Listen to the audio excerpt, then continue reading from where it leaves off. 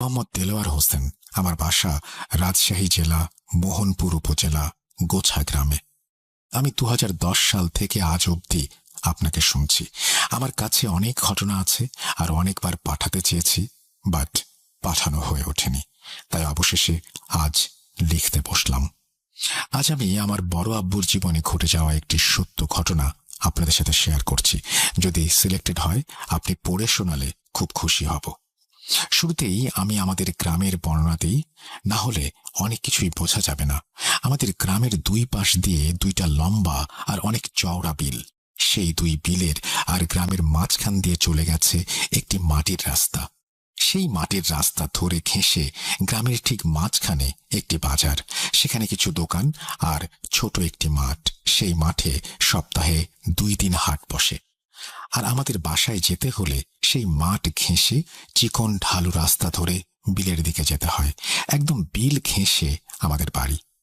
আমার আব্বুরা 6 ভাই 3 বোন। আমার আব্বু ভাই বোনের মধ্যে সবার ছোট। আমার যেই বড় আব্বুর সাথে ঘটনাটি ঘটেছে তিনি ভাই বোনের মধ্যে অষ্টম। তার সাথে যখন এই ঘটনাটি ঘটে তখন তার বয়স 20-21 বছর। আমাদের গ্রামটি শহর থেকে অনেক বাইরে। তখনও আমাদের গ্রামে বিদ্যুৎ আসেনি। গ্রামে যেভাবে মানুষের বসবাস সেটাও শুরু হয়নি। আমাদের পাড়ায় মাত্র কয়েকটি পরিবার। আমার বড় আব্বু তখন কলেজে পড়েন। তিনি ছোট থেকেই অনেক চঞ্চল আর দুষ্টু টাইপের। এই জন্য আমার দাদুর কাছে অনেক বকাঝকা আর প্রায় মার খেতেন। তবুও তিনি বদলাননি এতটুকু। 1980 সাল। গ্রামে শিক্ষার আলো নেই বললেই চলে, আর জিন ঘটিত ঘটনা অহরহই ঘটে। আমাদের গ্রামে এবং আশেপাশের গ্রামে তখন অনেক বেহুলা পালা, যাত্রাপালা আর মাদারের গানের আসর বসত প্রতি রাতে। সেইবার শীতকালে পাশের গ্রামে মাদারের গানের আসর বসেছিল। প্রতিদিন সবার কাজ শেষে অনেক রাত ধরে সেই গানের আসর চলত। আমার বড় আব্বু সেদিন সকালেই প্ল্যান করেন আজ রাতে গান শুনতে যাবেন। সেই জন্য দিনের সব কাজ শেষ করে সম্পূর্ণ তৈরি হয়ে থাকেন রাতের জন্য। আমার দাদু জানলে তাকে যেতে দেবেন না এবং অনেক মারবেন। তাই ভয়ে তিনি আমার দাদিকে জানান আজ গান শুনতে যাবেন যেন কেউ জানতে না পারে, এবং তার রাতের খাবার যেন তার রুমে ঢেকে রাখা হয়। আর অনেক রাতে তিনি ডাকলে যেন দরজা খুলে দেয়া হয় যাতে আমার দাদু কিছু টের না পান। ব্যাস, তিনি আমার দাদিকে সব বুঝিয়ে দিয়ে একাই বের হয়ে পড়লেন গান শুনতে। তখন গ্রামে কাঁচা রাস্তা দিয়ে সবাই চলাচল করতেন, আর যেহেতু রাতে বের হয়েছিলেন, এত রাতে তিনি কোনো ভ্যান পেলেন না। তাই তিনি সিদ্ধান্ত নিলেন হেঁটেই যাবেন। তিনি প্রায় 1 ঘন্টা হেঁটে সেই গানের আসরে উপস্থিত হন। তিনি কোনো সমস্যা ছাড়াই সেখানে যান, আর তার কাছে কোনো কিছুই অ্যাবনর্মাল মনে হয়নি। গান শেষ হতে হতে রাত 2টা। তিনি গানের আসর শেষ হলে বাসায় আসার জন্য হাঁটা শুরু করলেন। তিনি ভেবেছিলেন যাওয়ার সময় হয়তো গ্রামে কারো না কারো দেখা পাবেন, কিন্তু তিনি অনেক খুঁজেও কাউকে না পেয়ে একাই হাঁটা শুরু করলেন। কিন্তু এবার আসার সময় কেমন যেন তার ভয় ভয় লাগছিল, গা ভারী হয়ে আসছিল। তাও তিনি সাহস রেখে হাঁটা শুরু করলেন। রাত তখন 3টা। চারিদিকে ধুধু অন্ধকার আর ঝিঁঝি পোকার ডাক, শিয়াল কুকুরের ডাক। রাস্তার ধারে তেমন কোনো বাড়ি নেই। এভাবে কিছুক্ষণ হাঁটার পর তিনি আমাদের গ্রামের সেই বাজারের একদম কাছে চলে আসলেন। তিনি বাসায় আসার জন্য সেই মাঠের কিনারা দিয়ে ঢালু রাস্তায় পা বাড়াতেই হঠাৎ খেয়াল করলেন এতক্ষণ তিনি যেই খুটখুটে অন্ধকারে হাঁটছিলেন, হঠাৎ যেন সেই গা ছমছম করা অন্ধকার নেই। মনে হচ্ছে ভরা পূর্ণিমার আলোতে সব যেন ঝকঝক করছে। তিনি ভাবলেন তাহলে কি সকাল হয়ে গেছে? কিন্তু এত দ্রুত কিভাবে অন্ধকার থেকে সকাল হবে? তিনি তখনও কোনো ভয় বা ভয়ের মতো কিছু টের পাননি। হঠাৎ তিনি একটু দূরে কিছু একটা মুভমেন্ট ফিল করলেন, যেন অনেক মানুষ এক জায়গায় জড়ো হয়ে কিছু করছে, আর সেখানে যেন অনেক আলোতে ভরা, যেন অনেকগুলো সাদা ধপধপে বাল্ব একসাথে জ্বলছে। কিন্তু এটা কিভাবে সম্ভব? তখন আমাদের গ্রামে বিদ্যুৎ আসেনি, আর এত রাতে এত মানুষ কিভাবে আসবে এখানে? তাঁর অজান্তেই যেন গা ঠান্ডা হয়ে আসছিল। তিনি তাও মনের মধ্যে একটা কিউরিওসিটি থেকেই সেই মাঠের দিকে ধীরে ধীরে পা বাড়ালেন। একটু সামনে এগিয়ে যেতেই তিনি দেখলেন এখানে সাদা জুব্বা টাইপের কাপড় পরা অনেক মানুষ সারিবদ্ধভাবে দাঁড়িয়ে আছেন, আর সামনে লাশ রাখার খাটিয়ার মতো কিছু একটা আছে। তিনি ভাবলেন এত রাতে এখানে কারা জানাজা পড়বে? আর আমাদের গ্রামে আজ কেই বা মারা গেল? কই, সন্ধ্যায় তো কারো মৃত্যু সংবাদ শুনিনি। তার মানে তখনও কোনো অ্যাবনর্মাল কিছু ফিল হয়নি। তিনি ভাবলেন, জানাজা যখন তখন দাঁড়িয়েই যাই কাতারে। এইভাবে তিনি সেই লোকদের সাথে দাঁড়াতেই হঠাৎ খেয়াল করলেন পাশের লোকটা তার দিকে বারবার তাকাচ্ছে। তিনি ভাবলেন হয়তো পরিচিত কেউ হবে, এই ভেবে তিনি তার দিকে তাকালেন। কিন্তু তিনি যা দেখলেন তা কোনোদিন কেউ দেখতে চাইবে না। তিনি দেখলেন একজন বয়স্ক লোক, তার চেহারা যেন চাঁদের আলোর মতো, ঝকঝকে দুটো চোখ। তিনি ভয়ে যেন পাথর হয়ে গেলেন। কি করবেন কিছুই মাথায় আসছিল না, যেন পুরো শরীর শক্ত হয়ে গেছে। তার মুখ দিয়ে কোনো কথাও বেরোচ্ছিল না। হঠাৎ বড় আব্বু লক্ষ্য করলেন সেই লোকটা তাকে হাতের ইশারায় বাড়ির রাস্তা দেখাচ্ছেন, যেন বলতে চাচ্ছেন, তুমি বাসায় চলে যাও, এখানে থেকো না, এক্ষুনি যাও। হঠাৎ বড় আব্বুর পা যেন তার অজান্তেই সেই ঢালু রাস্তার দিকে অনেক জোরে জোরে চলতে শুরু করলো। তিনি দৌড়াতে শুরু করলেন। এক দৌড়ে বড় আব্বু বাসার দরজায় এসেই মা বলে চিৎকার দিয়ে অজ্ঞান হয়ে গেলেন। কিন্তু বড় আব্বু নাকি দৌড়ানোর সময় একবারও পেছনে তাকাননি। তার চিৎকার শুনে আমার দাদু দাদি সবাই অনেক দ্রুত ঘর থেকে বের হয়ে আসলেন। দরজা খুলে দেখেন বড় আব্বু অজ্ঞান হয়ে পড়ে আছে। সবাই তাকে ধরাধরি করে রুমে নিয়ে গেলেন। সেদিন রাতে তার আর জ্ঞান ফেরেনি। পরদিন সকালে যখন তার জ্ঞান আসে, সবাই জিজ্ঞাসা করেন কি হয়েছিল তার সাথে। বড় আব্বু সবাইকে সবকিছু খুলে বলেন। সব শুনে আমার দাদু আব্বুকে অনেক বকাঝকা করলেন, আর আমার দাদিকেও কেন সে যেতে দিয়েছে এই নিয়ে অনেক বকলেন। তারপর আমার দাদু গ্রামের এক কবিরাজকে ডেকে আনলে সেই কবিরাজ আমার বড় আব্বুকে পানি পড়া দেন এবং একটা তাবিজ দেন। বলেন যে তার এত রাতে বাইরে যাওয়া মোটেও উচিত হয়নি।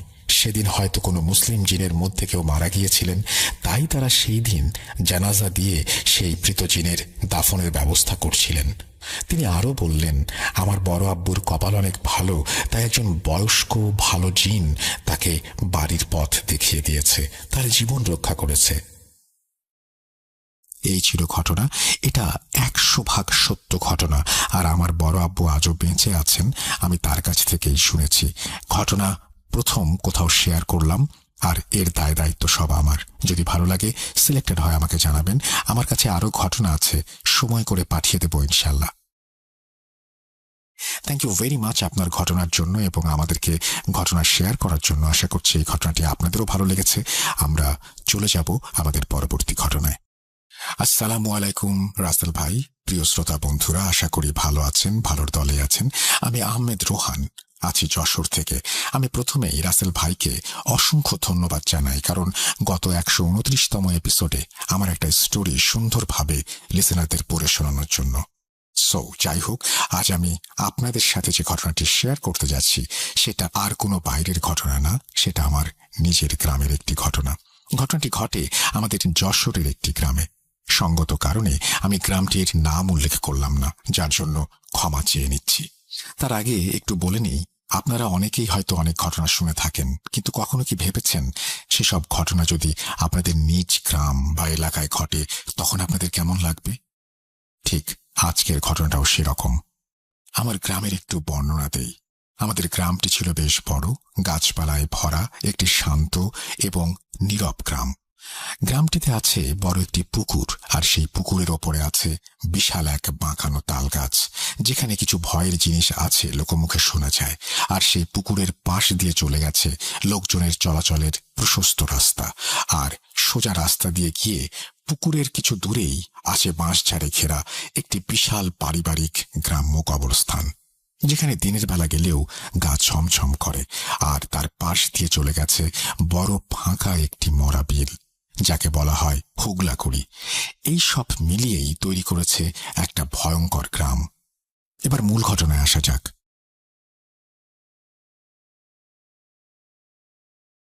ঘটনা 1। সময়টা ছিল বর্ষাকাল, দিনটি ছিল বৃহস্পতিবার।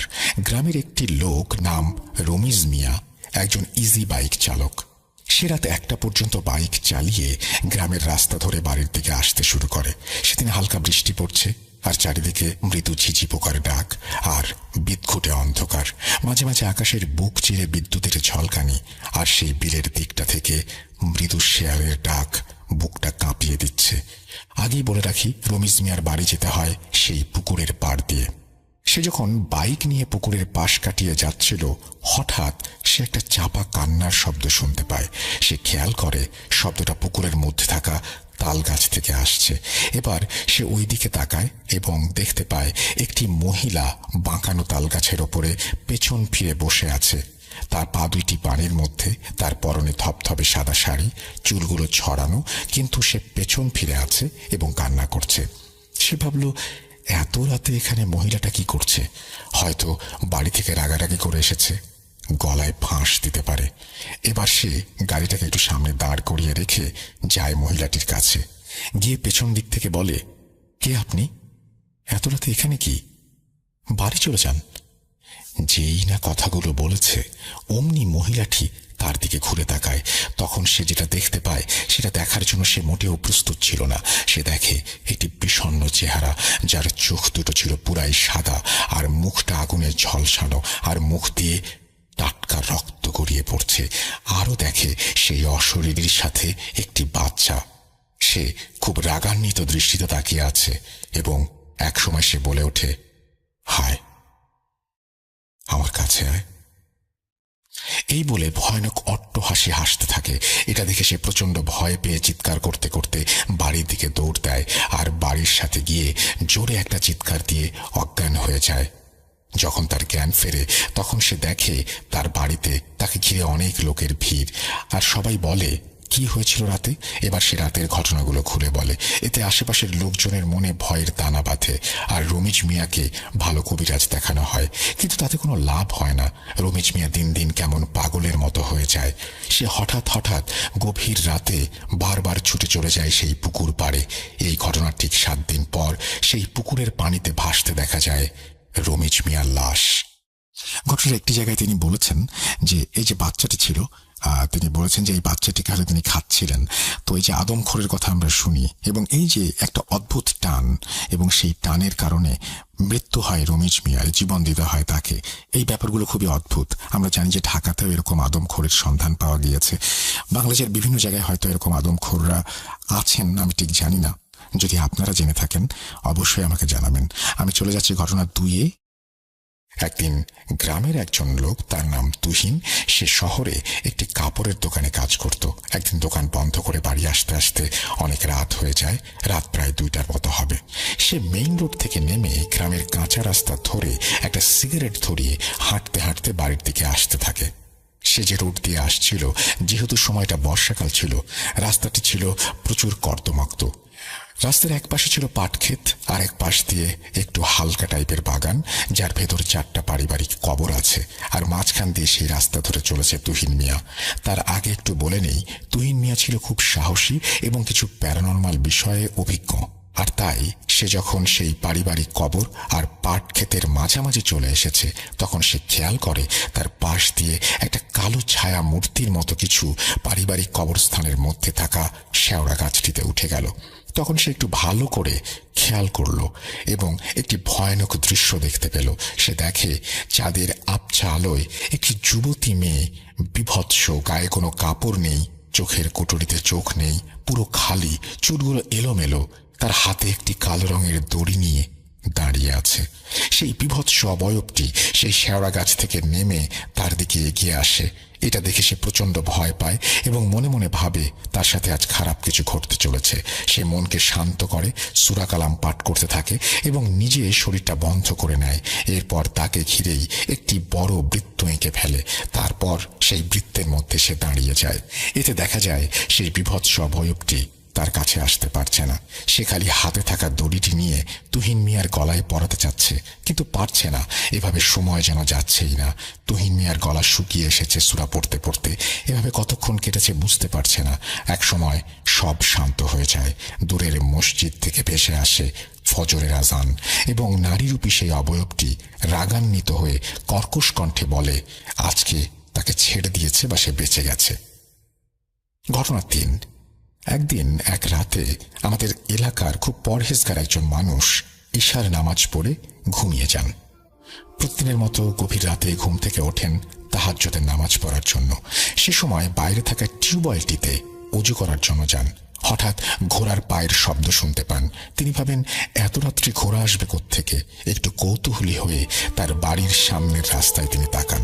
তারপর এক ভয়ানক দৃশ্য দেখতে পান।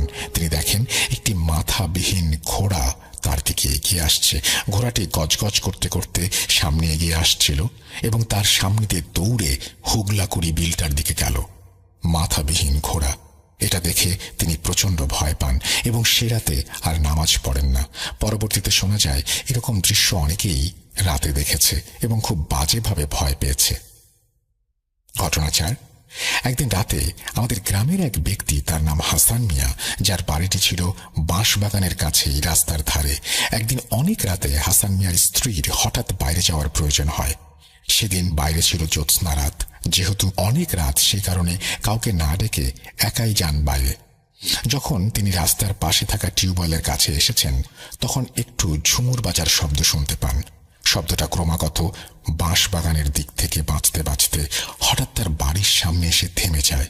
এবার তিনি রাস্তার দিকে মুখ করে তাকান এবং যেটা দেখেন সেটা দেখার জন্য তিনি মোটেও প্রস্তুত ছিলেন না। তিনি দেখেন একটা লাল শাড়ি পরা যুবতী মেয়ে, যার চোখ দুটো মনে হচ্ছে জ্বলন্ত আগুনের পিণ্ড। চাঁদের আবছা আলোয় তিনি আরো দেখতে পান তার মুখটা অনেকটা মানুষের মতো, আবার অনেকটা শেয়ালের মতো তার দিকে এক দৃষ্টিতে তাকিয়ে আছে। এটা দেখে তিনি প্রচন্ড ভয় পান, একটা চিৎকার দিয়ে অজ্ঞান হয়ে যান। সকালে যখন তার হুঁশ ফেরে, তখন তিনি রাতের সব কথা খুলে বলেন এবং এই ঘটনার পর থেকে প্রতি রাতে মধ্যরাতেই তিনি ওই শব্দ শুনতে পেতেন। শোনা যায় এই শব্দ অনেকেই শুনতে পেয়েছে। শব্দটি খেয়াল করলে বোঝা যায় সেই বাঁশবাগানের মধ্যে উঠে লোকজনের চলাচলের রাস্তা ধরে পুকুর পাড় দিয়ে সোজা সেই বিলের দিকে শব্দটা চলে যায়। ঘটনা 5। একদিন রাতে আনুমানিক 11টার মতো হবে, তখন গ্রামের একটা ছেলে গ্রামের সেই বাঁশবাগানের ওপরের রাস্তা ধরে হেঁটে যাচ্ছিল দোকানে। একটি জিনিস কেনার প্রয়োজন ছিল তার। সে যখন বাঁশবাগানের ঠিক মাঝামাঝি চলে এসেছে, খেয়াল করে বাঁশবাগানের ভেতরে দাও দাও করে আগুন জ্বলছে। এটা দেখে খুব ভয় পেয়ে যায়। সে মনে মনে ভাবে, এত রাতে বাঁশবাগানে আগুন জ্বলছে কেন? সেটা দেখতে যাওয়ার সাহস হয় না তার। সে দৌড়ে গ্রামের মসজিদের হুজুরের কাছে যায় আর সাথে গ্রামের অনেক লোকজনদেরকে ডেকে নিয়ে আসে দেখানোর জন্য। সবাই এসে এই দৃশ্য দেখতে পায়। হুজুর সহ সবাই যখন কাছে যায়, তখন সবাই দেখতে পায় বাঁশবাগানের ভেতরে থাকা একটি পুরনো কবরে আগুন জ্বলছে। সেটা দেখে সবাই অনেক ভয় পায়। সবাই বলে, হায় হায়, কি অলক্ষণে কাণ্ড। এবার হুজুর একটু এগিয়ে গিয়ে জোরে জোরে সূরা পাঠ করেন এবং 3 বার কবরটিতে ফু দেন। সাথে সাথে আগুন নিভে যায়। নিভে যাবার পর সবাই যখন বাড়ি ফিরে আসতে যান, তখনই সবাইকে অবাক করে দিয়ে কবরটিতে আবারও আগুন জ্বলতে শুরু করে। হুজুর সহ সকলেই অনেক ভয় পান এবং অনেকে সেখান থেকে দৌড়ে পালান। হুজুর আবার সেরকম দোয়া পড়ে ফু দেন এবং আগুন নিভে যায়। আবারও পেছনে ফিরে যাওয়ার সময় আগুন জ্বলে ওঠে। এরকম 3 বার একই ঘটনা ঘটে। শেষবার হুজুর যখন সূরা কালাম পড়ে আজান দেন, তখন আগুন নিভে যায়। আর আগুন ধরতে দেখা যায় না। সবাই তারপর সেখান থেকে চলে আসে, আর দিনের বেলাতেও কেউ ওই দিকটায় যায় না। রাসেল ভাই, এই ছিল আমাদের গ্রামে ঘটে যাওয়া কিছু বিশেষ ঘটনা। এখনো এরকম কিছু ঘটনা ঘটতে দেখা গেছে। অনেক হুজুর কবিরা জানা হয়েছে গ্রামে, কিন্তু আজ পর্যন্ত এসব ঘটনার কোনো সলিউশন পাওয়া যায়নি।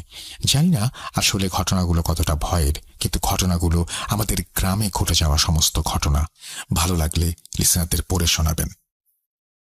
এই বলে তিনি তার ঘটনা শেষ করেছেন। আহমেদ রোহান রেগুলার লেখেন আমাদেরকে এবং তিনি লেখেন যশোর থেকে। আপনারা যারা এতক্ষণ পর্যন্ত আমাদেরকে শুনলেন, তাদেরকে অসংখ্য ধন্যবাদ। এখন আমরা এমন কিছু ঘটনায় যাব যে ঘটনাগুলো হয়তো আগেও শুনেছেন বা শুনেননি বা বারবার শুনতে চাইবেন। চলুন কথা না বাড়িয়ে সেই ঘটনাগুলোতে যাওয়া যাক।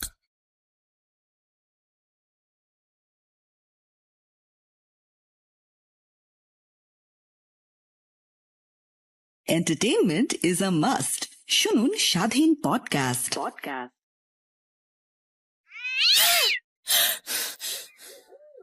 আজ আবার শুনতে পাচ্ছেন শব্দটা? ভয়ের আরেক নাম ভূত.com with Russell। যেভাবে লেখা আছে আমি সেভাবেই পড়ছি। আমার নাম সুজয়া, দিল্লি থেকে। আমি আমার চরম বাস্তব কিছু ঘটনা অর্থাৎ ভৌতিক ঘটনা শেয়ার করব বলেছিলাম। ধন্যবাদ সবাইকে আমাকে সমর্থন করার জন্য। আশা করি আপনারা এত ভৌতিক বাস্তব ঘটনা কখনো শোনেননি। আর একটা কথা, আমি প্রবাসী বাঙালি, তাই টাইপিং মিস্টেক বা অন্য কোনো ভুল হয়ে যদি থাকে সেটা ত্রুটিমার্জনীয়। পার্ট 1, ঘটনা 1 শুরু করছি।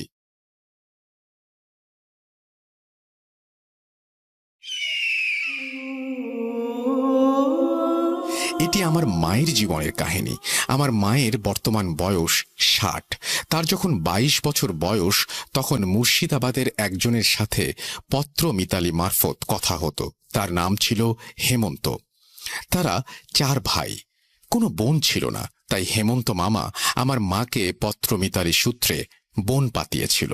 তাদের ও তাদের মায়ের খুব ইচ্ছে ছিল আমার মাকে একটিবার চোখে দেখার, কিন্তু আমার দাদুর কড়া শাসনে মা একলা আলিপুর দুয়ার থেকে মুর্শিদাবাদ যেতে পারেননি। তাই পত্র মারফত কথা চলত, কিন্তু মাকে দেখার জন্যই ওই হেমন্ত মামার মা অধীর অপেক্ষায় ছিলেন। মনে মনে উনি যেন মাকেই নিজের মেয়ে ভাবতেন। যাই হোক, 2 বছর পর আমার মায়ের বিয়ে হয়ে যায়। হেমন্ত মামার মা কেন জানি না মাকে খুব দেখতে চাইতেন, তার জন্য সোনার কানের দুলও তৈরি করেছিলেন যে বিয়ের পর গেলে দেবেন। যাই হোক, মায়ের কখনো যাওয়া হয়নি। এরপর আমি হলাম। আমার যখন বয়স 2 মাস, তখন আমার মায়ের মামাতো দাদা মুর্শিদাবাদে ট্রান্সফার হন ও মাকে নেমন্তন্ন করেন। আমার বাবা যেহেতু ভারতীয় নৌবাহিনীতে ক্যাপ্টেন ছিলেন, সে সময় উনি যুদ্ধজাহাজ বিক্রমাদিত্যতে শ্রীলঙ্কা বর্ডারে ছিলেন। মা আমাকে নিয়ে ওই মামার বাড়িতে যান। তখন ওই হেমন্ত মামাদের বাড়ি বেশি দূর ছিল না বলে উনি সেখানেও গিয়েছিলেন। গিয়ে জানতে পারেন যে 15 দিন আগেই ওই দিদার মৃত্যু হয়েছে এবং মরবার আগের মুহূর্তে তিনি সাথী মানে আমার মাকে দেখতে চেয়েছিলেন। আমার মা এটা শুনে খুব কান্নাকাটি করেন।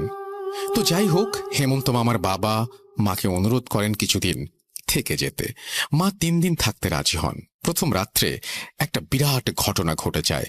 মাঝরাতে মা হঠাৎ শুনতে পান যে পাশের ঘরে বাসনপত্র কে যেন মাটিতে আছড়ে ফেলছে।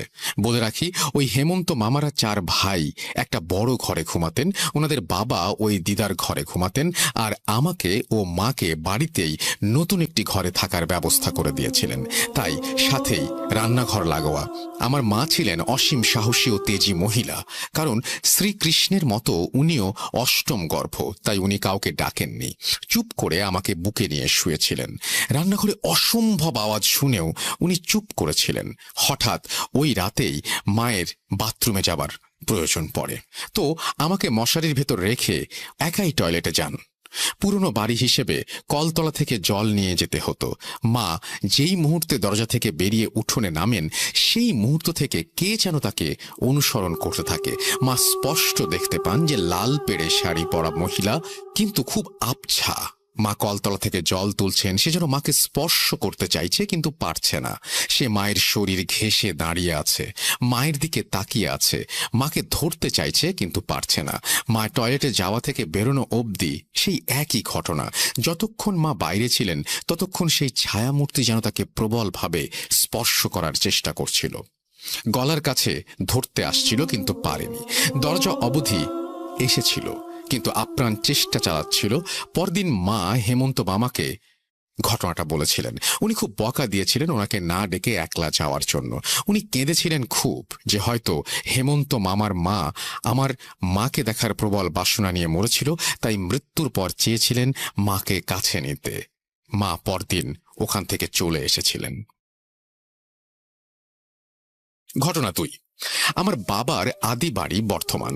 আমার বয়স যখন 4 বছর, তখন ওখানে ঘুরতে গিয়েছিলাম। তো আমাদের বাড়ি ছিল অনেক বড় বড়, উঠোনের এপার ওপার ঘর, পিছনের খালি জমি। তবে শুনেছি ওই জমিতে নবাব আমলে অনেক শিশুদের কবর দেয়া হতো। যাই হোক, আমি আর আমার মা রাত্রে ঘুমিয়েছিলাম।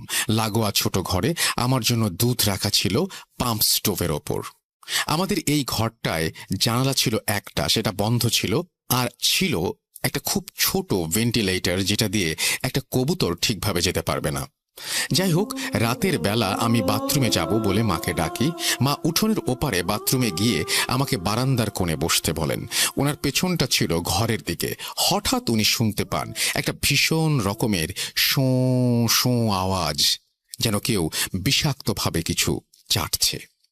মা এক মুহূর্তে ঘুরে তাকিয়ে দেখেন যে একটা ভয়ানক কালো লোমশ কেউ দাঁড়িয়ে দুধের বাটির সামনে।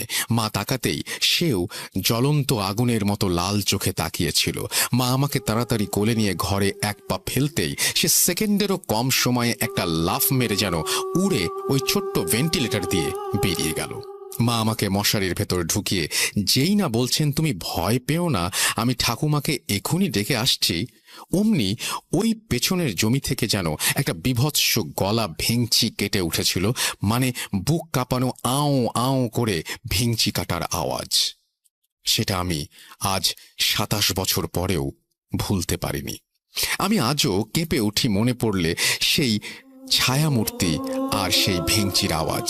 যাই হোক, আমার অসীম সাহসী মা সেই অন্ধকারে উঠোন পেরিয়ে ঠাকুমা, দাদু, কাকুদের ডেকে আনেন। আর একটা কথা, যেহেতু আমরা ওই ঘরে থাকতাম না, কোনো ঠাকুর বা পুজো পাঠ ওই ঘরে হয়নি। যাই হোক, পরদিন ভোরবেলা আমার দাদু গিয়ে এক মুসলমান বৃদ্ধকে ডেকে আনেন। উনি এসে পুরো বাড়ি ঘুরে জানান যে একটা ভয়ানক কিছু আছে। উনি ছোট একটা সাদা কাগজে আরবি বা উর্দুতে কিছু একটা লিখে কাঁঠালের আঠা দিয়ে ঘরের দুয়ারে আটকে দিয়েছিলেন। উনি কোনো টাকা নেননি এর জন্য, ওনার গুরুর মানা আছে। সেদিনের পর থেকে আর কিছু হয়নি। তারপর ঠাকুমা ওই ঘরে ঠাকুর রাখতেন। ঘটনা 3। আমি তখন আমার মায়ের গর্ভে, 7 মাস গর্ভ মায়ের। আমার বাবা যেহেতু ভারতীয় নৌবাহিনীর ক্যাপ্টেন ছিলেন, তাই বেশিরভাগ সময় তিনি যুদ্ধ জাহাজে থাকতেন। মা কোয়ার্টারে একাই থাকতেন। আমি আগেই বলেছি, আমার মা যেহেতু শ্রীকৃষ্ণের মতো 8ম গর্ভজাত, তাই উনি অসীম সাহসী, তেজি ও কিছু বিশেষ ক্ষমতার অধিকারী। তো উনি সে সময় বিশাখাপট্টনমে কোয়ার্টারে একাই ছিলেন। এই কোয়ার্টারটা একটু তাড়াহুড়ো করে নেওয়া হয়েছিল। বাবার ট্রান্সফার হয়েছিল, আর পরদিনই যুদ্ধ জাহাজ বিক্রমাদিত্যতে বাবা চলে যান মিয়ানমারের উপকূলে। মা একলা ছিলেন ওই কোয়ার্টারে। খুব গরম ওখানে। মা কোয়ার্টারে ঢোকার সময় লক্ষ্য করেন যে গোটা ঘরটা বেশ কালো, মানে দেয়ালগুলো ধোঁয়া জ্বলা কালো মতো। কিন্তু মা কাউকে কোনো কিছু বলতে পারেননি, কারণ ওটা ছিল 7 তলায়, আর ওই ফ্লোরে 2জন সাউথ ইন্ডিয়ান ব্যাচেলার ছাড়া আর কেউ থাকত না। তো মা তাই জানতে পারেননি বিকালের পর থেকে হেঁটে 10 মিনিট। তার মাঝখানে একটা খোলা ছোট জায়গা। শুনেছি ওইখানে নাকি রাজনৈতিক দাঙ্গার সময় অনেক খুন হয়েছিল, এবং পাড়ার একজন দিদা মেয়ের ওপর রাগ করে গায়ে আগুন দিয়ে জ্বলতে জ্বলতে ওই খোলা জায়গায় এসে মরেছিল। তো যাই হোক, ওই পিস্তুত মামার বাড়ি থেকে খেয়ে সেই মামা মামি আমাদের এগিয়ে দিতে এসেছিলেন মামা বাড়ি অবধি। তখন রাত 11টা। খুব নির্জন রাস্তা, কিন্তু যেই ওই খোলা জায়গাটার কাছাকাছি আসলাম আমি বলে বোঝাতে পারবো না কি বিভৎস আর্তনাদ মেশানো শব্দ হচ্ছিল। আমার স্মৃতিশক্তি খুব প্রবল। 2 বছর বয়সের কথা মনে আছে। সেই আওয়াজটা আমার কানে এখনো বাঁধে। ওহ, বলে বোঝাতে পারবো না। যাই হোক, ওই আওয়াজটা শুনে মামা মামি তক্ষুনি আমাদের নিয়ে অন্য দূরের রাস্তা ধরে মামা বাড়িতে পৌঁছে দিয়ে যান। ঘটনা 5। আমার সেজো মামা রাতে অফিস থেকে বাড়ি ফিরতেন। উনি হাসিমারায় ছিলেন। উনি রোজ প্রায় 11টা নাগাদ রিকশায় করে ফিরতেন। এরকমই এক বিশেষ তিথির দিনে উনি ফিরছেন, হঠাৎ ওনার রিকশা আটকে যায়। কিছুতেই সামনে এগোতে পারছে না, কে যেন টেনে রেখেছে, চেপে রেখেছে। তখন হঠাৎই ওই রিকশাওয়ালা কাকু নেমে গলাতে একটা মাদুলি খুলে সামনের দিকে বাড়িয়ে দিয়ে আবার চলতে শুরু করেন, এবং রিকশা চলতে থাকে। পরে মামা জানতে পারেন, পরদিন নাকি রিকশা কাকুটা দেখেন যে তার মাদুলির ভেতরে একটা জিনিস নেই, যেটা ওনার গুরু দিয়েছিলেন। ঘটনা 6। আমার মায়ের পিস্তুত এক দাদা বউ পছন্দ না হওয়াতে গায়ে আগুন দিয়েছিলেন। সেই দাদাদের বাড়ি থেকে আমার মামা বাড়ি হেঁটে 20 মিনিট। যেই রাত্রে উনি গায়ে আগুন দেন, সেই সময় উনি কিছুটা বাঁচতে চাইছিলেন, কিন্তু পারেননি। সেই রাত থেকে আমার দাদু বাড়ির ছাদে ভয়ানক আওয়াজ শুরু হয়, মনে হয় ভূমিকম্প হচ্ছে। আমার দাদু দিদা ওই মামার খুব প্রিয় ছিলেন। সেই রাত থেকে আমার দাদুর বাড়িতে প্রতি রাতে ছাদে বিকট আওয়াজ শুরু হয়, মনে হয় ছাদ ভেঙে পড়ছে। রাতে উঠোনে মনে হয় কে যেন দৌড়াচ্ছে। এভাবে 5 দিন চলার পর দাদু ওই পিসি দিদাকে ডেকে পাঠান এবং গায়ায় যান পিণ্ডি দান করতে। তখন গায়ায় মূল প্রেত গৃহে পিণ্ডিদান হতো। পিসি দিদা নাকি যখন ওই প্রেত গৃহের জানালা দিয়ে পিণ্ডিটা বাড়িয়েছিলেন, তখন একটা কালো ভয়ঙ্কর একটা আবছা হাত এসে ছুঁ মেরে পিণ্ডিটা নিয়েছিল। সেই রাত থেকেই আমার দাদু বাড়িতে ওই তাণ্ডব বন্ধ হয়ে যায়। ঘটনা 7। আমার আরেক পিস্তুত মামার আংশিক খুন হয়েছিল। মানে ভরা বাজারে এক গুন্ডা ওনার পায়ের মূল শিরা কেটে দিয়েছিল। ডাক্তাররা বলে দিয়েছিলেন উনি 6 মাস অবধি বাঁচবেন পঙ্গু হয়ে। উনি দেখতে খুব সুন্দর আর সমাজসেবী ছিলেন। এই ঘটনার পর বাড়ির সবার খুব মন খারাপ হয়ে যায়। মাসের মাথায় হঠাৎ ওনার দাদার বিয়ে ঠিক হয়। উনি বিছানাতে শুয়েই কাঁদতে কাঁদতে বলেন যে ওনার তো বিয়ে হতে পারল না, তাই যে দাদার বিয়ে হচ্ছে সেই বৌদিকে উনি সঙ্গে করে নিয়ে যাবেন। সবাই মৃত্যু পথযাত্রীর মজার কথা ভেবেছিল। তার 1 মাস পরে উনি মারা যান। 45 দিনের আঁতুর উঠিয়ে ওই মামার বিয়ে হয়। মামি হাই স্কুলের টিচার ছিলেন। তো বিয়ের 10 দিন পর মামি একদিন অন্ধকার কুয়োতলায় বাসন মানে চায়ের বাসন ধুতে যান। বাকিরা গল্প করছিল। হঠাৎ ওই মামিকে কে যেন বৌদি বলে ডাকে। মামি সাড়াও দেন। ঘরে ফিরে জানতে চান কে ডেকেছিল, কিন্তু সবাই বলেন যে কেউ ডাকেনি। তার পরদিন সকালে ওনাকে মৃত অবস্থায় পাওয়া যায়। সারা শরীরে বড় বড় ফোস্কা পড়েছিল। বিখ্যাত ডাক্তারও কিছু ধরতে পারেনি। পোস্টমর্টেমেও কিছু ধরা পড়েনি। ঘটনা 8। আমি তুলা রাশি ও বাংলায় মীন রাশি। প্রচুর দেবতার স্বপ্নে আমার জন্ম। আমার নজর ইত্যাদি খুব তাড়াতাড়ি লাগে। অনিয়ম, নোংরা বা অস্পৃশ্য কিছু সহ্য হয় না। আমি একবার এক মাসির বাড়িতে ঘুরতে গিয়েছিলাম। মা আর বাকিরা গল্প করছিল। আমি একটা অন্ধকার কলতলায় হাত ধুতে চাই। হঠাৎ কেউ যেন স্পষ্ট আমার নাম ধরে ডাকে। আমার আশেপাশে কেউ দাঁড়িয়ে আছে 3 বার, কিন্তু আমি ঘুরে তাকালেও সাড়া দেইনি। ঘরে ফিরে জানতে চাই কে ডেকেছিল। মা তখনই কিছু বুঝে যান ও আমাকে জড়িয়ে ধরেন। পরে জানতে পারি ওই মাসির শাশুড়ি একবার আমায় দেখতে চেয়েছিলেন, কিন্তু উনি হঠাৎ মারা যান। আমরা চেন্নাইতে ছিলাম তখন। ঘটনা 9। চেন্নাইতে আমি আমার মেজ মামার বাড়ি কিছুদিন ছিলাম ছুটিতে। আমার বয়স তখন 7। সেখানে সবার অনেক বড় বড় ছড়ানো উঠোন গাছ ভরা ছিল। আমার মামার বাড়ির পাশের বাড়ির সাথে তার পাশের বাড়ির লোকেরা কি নিয়ে যেন প্রকাণ্ড ঝগড়া। সাউথের সবাই আর আমিও উঠোনে দাঁড়িয়ে ঝগড়া শুনছি। একটু ভিড় হয়েছিল। হঠাৎ দেখি একটু দূরে একটা ছোট পেয়ারা গাছের নিচে কে যেন দাঁড়িয়ে আছে চুপচাপ। বেশ লম্বা, রোগা, কিন্তু যুবক মতো। সাদা ধুতি গোটা গায়ের শরীরে জড়ানো। সে সামনে আসছেও না, নড়ছেও না। আমি ঝগড়া ফেলে ওই দিকেই তাকিয়ে আছি। হঠাৎ মনে হলো সে যেন আমার দিকেই তাকিয়ে আছে, কারণ বডির দিকটা পরিবর্তন হয়েছে, কিন্তু বোঝা যাচ্ছে না। আমি প্রায় 10-15 মিনিট তাকিয়ে রইলাম। স্পষ্ট দেখলাম সেও যেন তাকিয়েছে। ধীরে ধীরে ঝগড়া কমলো, ভিড় কমলো, কিন্তু শেষ ফুরল না। বেপরোয়া হয়ে উঠলাম আমি। মামাদের চোখ এড়িয়ে ওদিকে এগোলাম, কিন্তু আমি যতই এগোই দেখি সে যেন অস্থির হয়ে সরে যাচ্ছে, কিন্তু ভেসে ভেসে। আমি যতই এগোই সে যেন ভয় পেয়ে ভেসে ভেসে সরে যায়। আমি গাছতলাটা ছাড়িয়ে গেলাম, দেখি সেও পেছনের একটা খোলা জমিতে সরে যাচ্ছে। আমি প্রাচীরের সামনে দাঁড়ালাম, সেও জমির অনেকটা দূরে সরল। কিন্তু মনে হলো সে অস্থির, কিছু একটা বাধা পেয়েছে। হঠাৎ পেছন থেকে মামা ডাকছে। আমি মামাকে বললাম, কিন্তু মামা বলল না কিছু, বকলো আমাকে। আমি আজও জানতে পারিনি কে বা কি ছিল সেটা। ঘটনা 9। আমি একবার বর্ধমানে আমার পৈতৃক বাড়িতে ঘুরতে গিয়েছিলাম বড় হয়ে। তখন আমার 9 বছর বয়স। এক পিসির বাড়ির পেছনের বারান্দায় দাঁড়িয়েছিলাম। আমি আসলে অন্ধকারটা একটু পছন্দ করি, এটা আমার জিনগত। যাই হোক, বারান্দায় দাঁড়িয়েছি। হঠাৎ দেখছি সামনের একটা বাগান থেকে জীবন কাকু দাঁড়িয়ে, লুঙ্গি আর পাঞ্জাবি পরা, যেটা উনি খুব পরেন। আমাকে ডাকছেন মনে হলো। আমি চোখ বন্ধ করে চোখ খুললাম, কেউ নেই।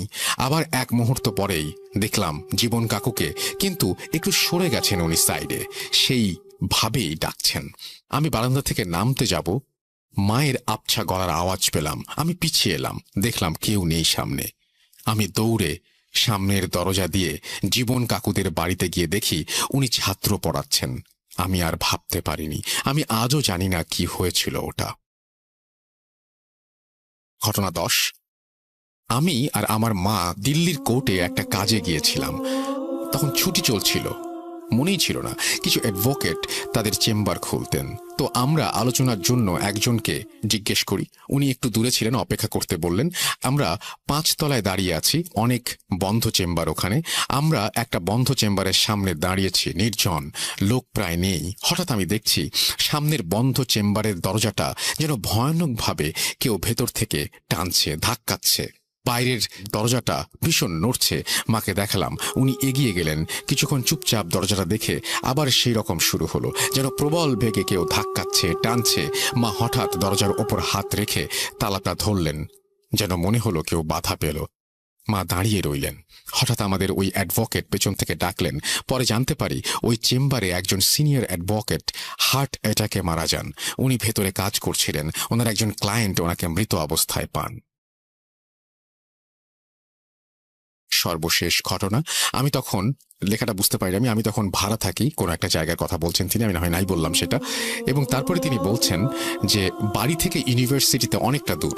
তো একদিন রাত হয়েছিল সেমিনার থেকে ফিরতে, সেখানে থাকতাম, সেটা একটু ভেতর দিকে, লোক কম। আমি বাস থেকে নেমে হেঁটে আসছিলাম অনেকটা। হঠাৎ এসে দেখি বাড়ির রাস্তাটা নেই। আমার এই পাড়াটা খুব গোছানো, কিন্তু একটু সেকেলে। কিন্তু সেই রাস্তাটা দেখলাম আধুনিক এবং আওয়াজ হচ্ছে খুব। তখন রাত 12টা। আমি পিছিয়ে এসে আবার একই দিকে হাঁটলাম, কিন্তু এবার দেখি রাস্তাটা নেই, চারিদিকে শুনশান, পুরনো লেন। হঠাৎ মনে হলো কেউ বা কারা যেন আমাকে ঘিরে ধরেছে। আমি ঘামছি, কিন্তু ভয় পাবো না ঠিক করেছি। মনে হলো একটা অদৃশ্য ভিড় আমাকে ঘিরে ধরেছে। আমি ভোঁ ভোঁ একটা আওয়াজ পাচ্ছি, কিন্তু দমটা চাপা লাগছে। আমি বুঝতে পারছি আমি এগোতে চাইছি, ভিড়টা বিরক্ত হচ্ছে, তারা চাইছে না আমি যাই। আমি দেখতে পাচ্ছি তাদের, কিন্তু বুঝতে পারছি না। আমাকে তারা চেপে ধরতে চাইছে, কিন্তু পারছে না। আমাকে ঘিরে ক্রমে আমি চিৎকার করতে চাইছি, কিন্তু পারছি না। আমি হঠাৎ মাকে ডাকলাম মনে মনে, জানি না কতক্ষণ ডাকলাম। হঠাৎ চোখ খুলে দেখি আমি আমার বাড়ির আগে আপেল গাছের নিচে দাঁড়িয়ে আছি।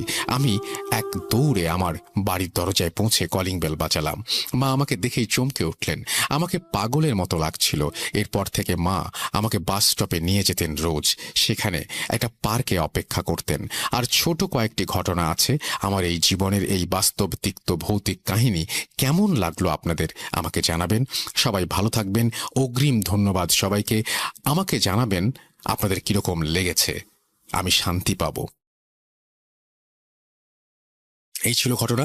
Thank you very much. আপনি ঘটনাগুলো অনেক ছোট ছোট করে লিখেছেন, এটা একটা নতুন স্টাইল, আমি এই জন্যই পড়লাম। এবং আমি জানি না যে কেমন লেগেছে আপনাদের। যদি ভালো লাগে ডেফিনেটলি আপনারা আমাদেরকে জানাবেন যে কেমন লেগেছে। আমি অপেক্ষায়, ওনার মতো আমিও অপেক্ষায় থাকলাম, এবং আশা করছি অবশ্যই আপনারা জানাবেন। এবং আপনারাও আমাদেরকে এরকম ঘটনা পাঠাবেন। আমাদের ইমেল অ্যাড্রেস তো জানেনই, আমাদের ইমেল অ্যাড্রেস হচ্ছে russell.booth.com@gmail.com। আপনার নাম, ঠিকানা এবং ফোন নাম্বার সহ আপনার জীবনে ঘটে যাওয়া বা আপনার জানা সেরা ঘটনা লিখে পাঠিয়ে দিন আমাদের কাছে। ঘটনার শুরুতে অবশ্যই উল্লেখ করুন যে ঘটনাটি আপনি স্টুডিওতে এসে শেয়ার করতে চান, নাকি আপনি চান আপনার ঘটনা আমরা পড়ে শোনাই। যারা দেশের বাইরে রয়েছেন তারা সরাসরি অডিও ক্লিপ করে পাঠাতে পারেন বা লিখেও পাঠাতে পারেন। এটা কমপ্লিটলি আপনাদের ব্যাপার যে আপনি কিভাবে পাঠাবেন। অপেক্ষায় থাকলাম আপনার ঘটনায়। চলে যাচ্ছি আমাদের পরের স্টোরিতে।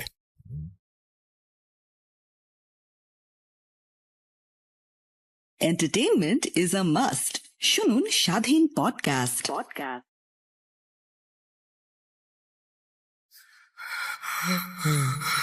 কেন কেন তুমি আসো?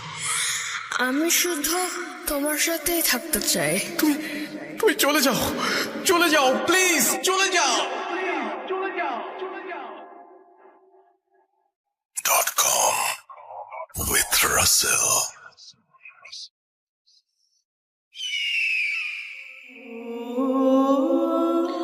আসসালামু আলাইকুম রাসেল ভাই, আশা করি আপনি ভালো আছেন আল্লাহর রহমতে। আর আশা করি পেন্ডিকের মধ্যে সবাই খুব ভালোভাবে আছেন। তো শুরুতে আমি আমার একটু পরিচয় দিয়ে নিই, কারণ এখানে আমার পরিচয়টা খুবই জরুরি। নার্সিং প্রফেশন নিয়ে এটা ব্যাকগ্রাউন্ড কাহিনীর। আমার নাম হচ্ছে সোহেল, আমার বাড়ি ত্রিপুরাতে, কিন্তু বর্তমানে কর্মরত আমি কলকাতাতেই থাকছি। কিন্তু ঘটনাটি যেটাই ঘটেছে সেটা হচ্ছে ব্যাঙ্গালোরে। যখন আমি কলেজে পড়তাম, ওটা আমার ফাইনাল ইয়ার একটি ঘটনা। ঘটনাটা আমার সঙ্গে ঘটেনি, ওটা আমার একটা জুনিয়র সঙ্গে ঘটেছিল, বড় প্রত্যক্ষদর্শী। আমি কথা না বাড়িয়ে গল্পে চলে যাচ্ছি। সালটা হচ্ছে 2018। সেপ্টেম্বর মাসের ঘটনা। ডেটটা মনে নেই, বাট ওটা দিনটা শুক্রবার ছিল। তো আমাদের এই সেপ্টেম্বর শেষের দিকে এক্সাম আসছিল, ফাইনাল ইয়ার এক্সাম ছিল।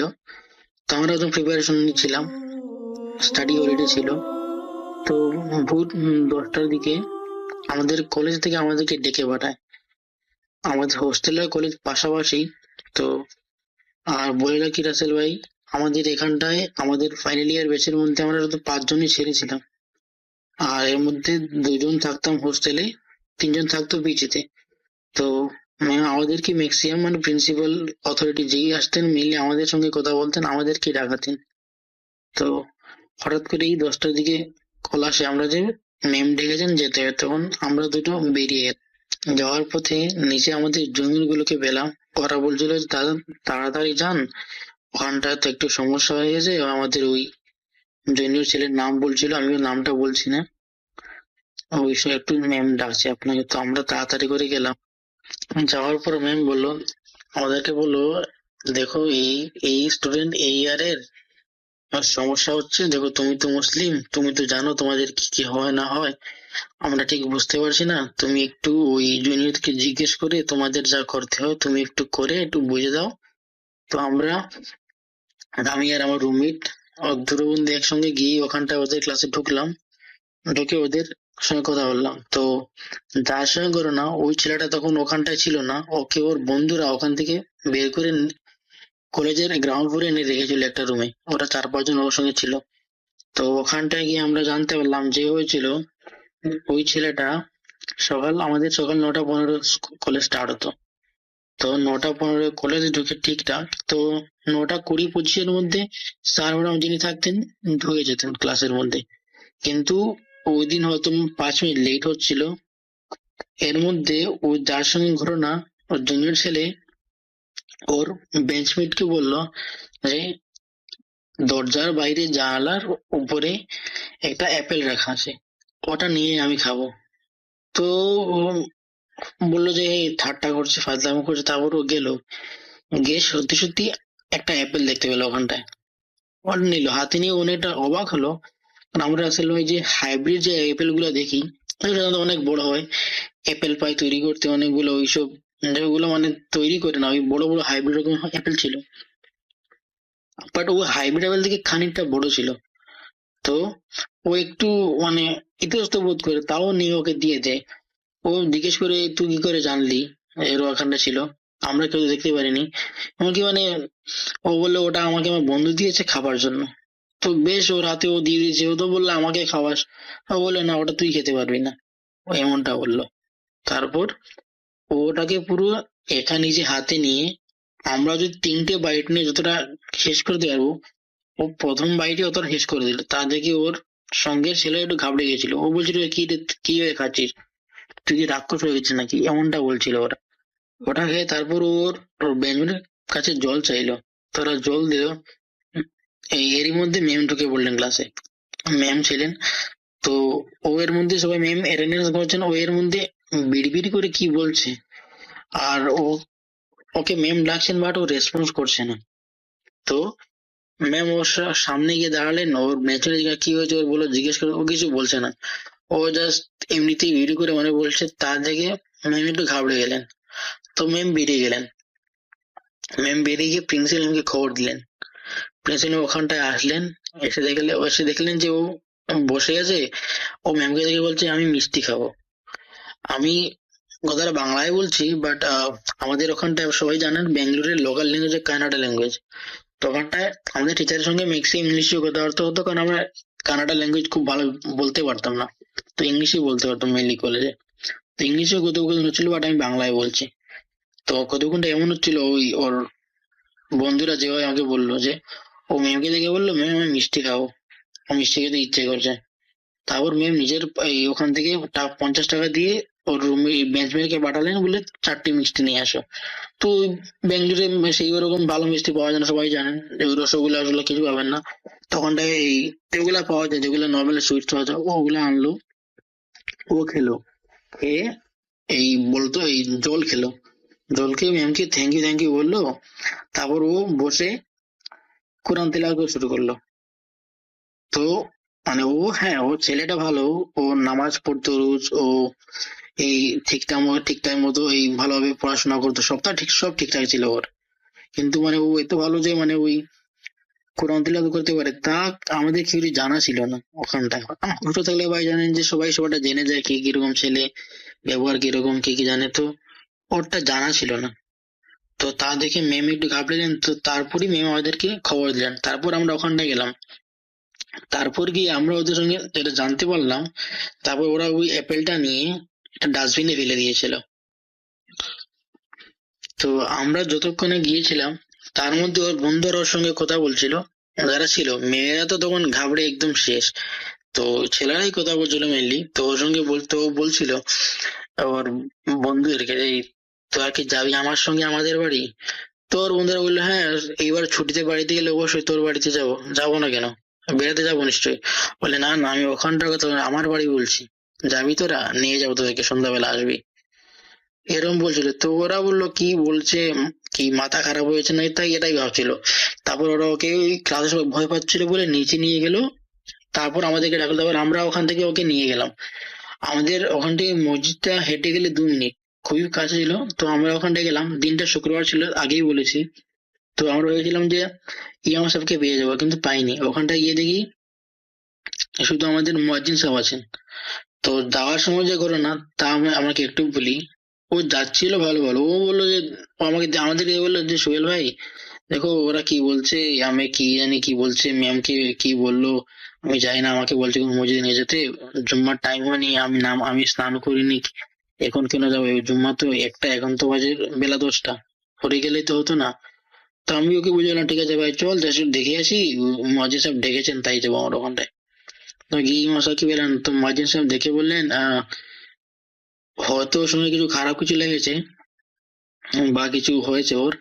তো উনি just শুধু এটা পানি পোড়া দিয়ে দিলেন, বললেন যে এ, জুম্মার টাইমে যখন আসবে ওকে নিয়ে আসবে, তখন এই মাসে থাকবেন, তখন উনি দেখে বলে দেবেন।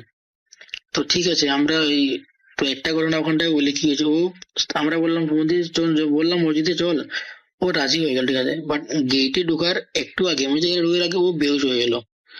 ওখানটায় মসজিদ সাহেব আসলেন, তারপরে আমরা ওকে নিয়ে গিয়ে তারপরে একটু জল টল খাইয়ে ঠিকঠাক করে, তারপরে উনি জল পোড়া দিলেন ওকে, বেরিয়ে এলাম ওখান থেকে। তারপর যে ঘটনা হচ্ছে, আমি যেহেতু ভূত film শুনি, তো সবারই একটু ওই ভৌতিক কৌতূহলটা থাকে, তো সেটা আমারও ছিল। তো আমি কলেজে গিয়ে ওই অ্যাপেলটা কোথায় ফেলেছে ওরা, আমি ওটা দেখতে চাইলাম। তো আমি গিয়ে দেখি অ্যাপেলটা ওরা যে ডাস্টবিনটা ফেলেছে, তো ওখানটায় আরো অন্যান্য বিস্কিট ছিল, তারপরে ওই ব্যানানা পিল ছিল, ওগুলো সবগুলো ছিল। তো ওগুলা সবগুলাতে পিঁপড়ে ধরে গেছে, কালো পিঁপড়ে ধরেছে। বাট শুধুমাত্র ওই অ্যাপেলটাতে কোনো পিঁপড়ে ধরে নেই। আপনি সাধারণত কোনো অ্যাপেল বা কিছু খাবার জিনিস রাখুন, পিঁপড়ে চলে আসবে 5 মিনিটের মধ্যে, তা তো গ্যারান্টি। কিন্তু ওখানটা ওই অ্যাপেলটার মধ্যে পিঁপড়ে ছিল না। তো আমি এটা কাগজে মুড়িয়ে ওটা নিয়ে এসেছি। তারপর আমি ওর যে, ও গ্রাউন্ড ফ্লোরে থাকতো, আমরা ফার্স্ট ফ্লোরে থাকতাম। তো গ্রাউন্ড ফ্লোরে ওর যে রুমমেট, আমি ওকে কলেজ থেকে বের করে আনি যে ওকে রুমে নিয়ে যা, স্নান টান করিয়ে তারপর আমরা ওকে মসজিদে নিয়ে যাবো। তো ওরা দুজন একসাথে গেল। তারপর আমি ওকে বললাম যে অ্যাপেলটা আমি তোর রুমে রাখছি, আমার রুমে নিচ্ছি না, যাওয়ার সময় নিয়ে যাবো, মজা ইমাম সাহেবকে দেখিয়ে দেবো। তাই ভাগ্য ভালো, আমি ওই অ্যাপেলটার একটা ভিডিও করে রেখেছি, ওদের রুমে রেখে একটা ভিডিও করেছি, আমার বন্ধুদের দেখানোর জন্য। এই আমার রুমের যারা ছিল, ক্লাসমেট যারা ছিল, সবাই তো ছিল না, ওদের দেখানোর জন্য ভিডিও করেছিলাম, সেটা আমি আপনাকে সেন্ড করে দেবো। তো ওরা একসাথে রুমে গেলে আমি অ্যাপেলটা রাখলাম, আমি বেরিয়ে আসলাম। আমি ওকে বললাম যে একটু নজরটা দে, ওকে নজরে রাখবি, তারপর ওকে তোর সঙ্গে রাখবি, এই লাঞ্চটা সেরে তারপর একসাথে জুম্মা চলে যাব।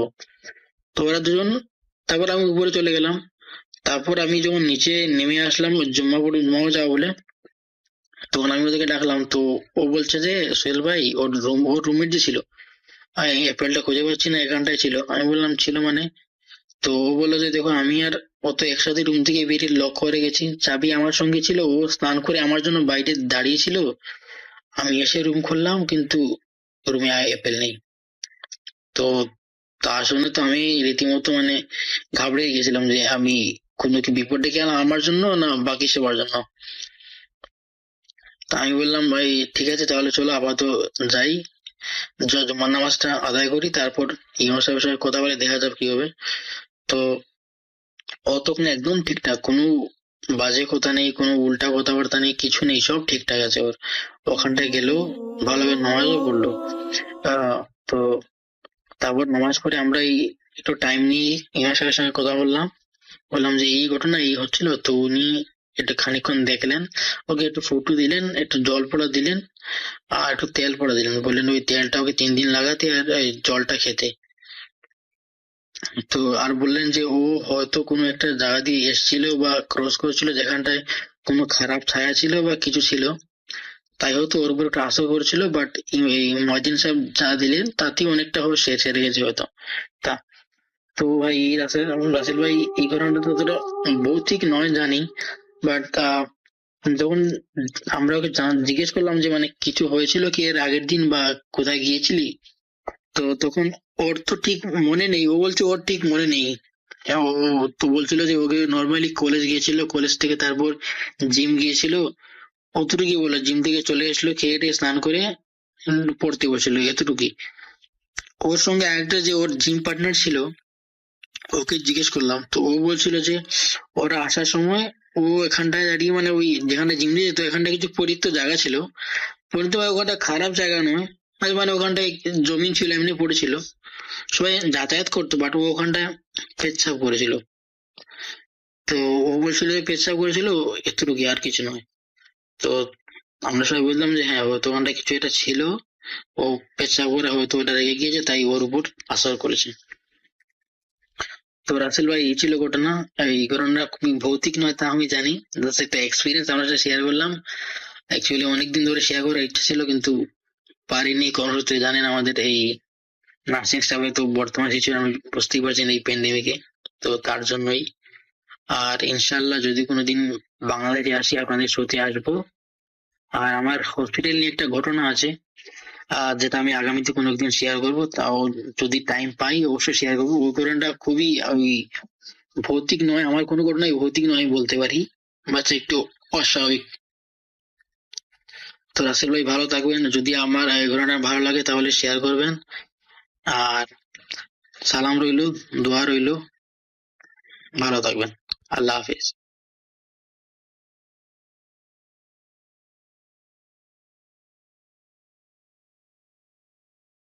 Entertainment is a must.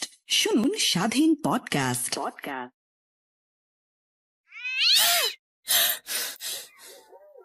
আজ আবার শুনতে পাচ্ছেন শব্দটা? ভয়ের আরেক নাম ভূত.com with Russell.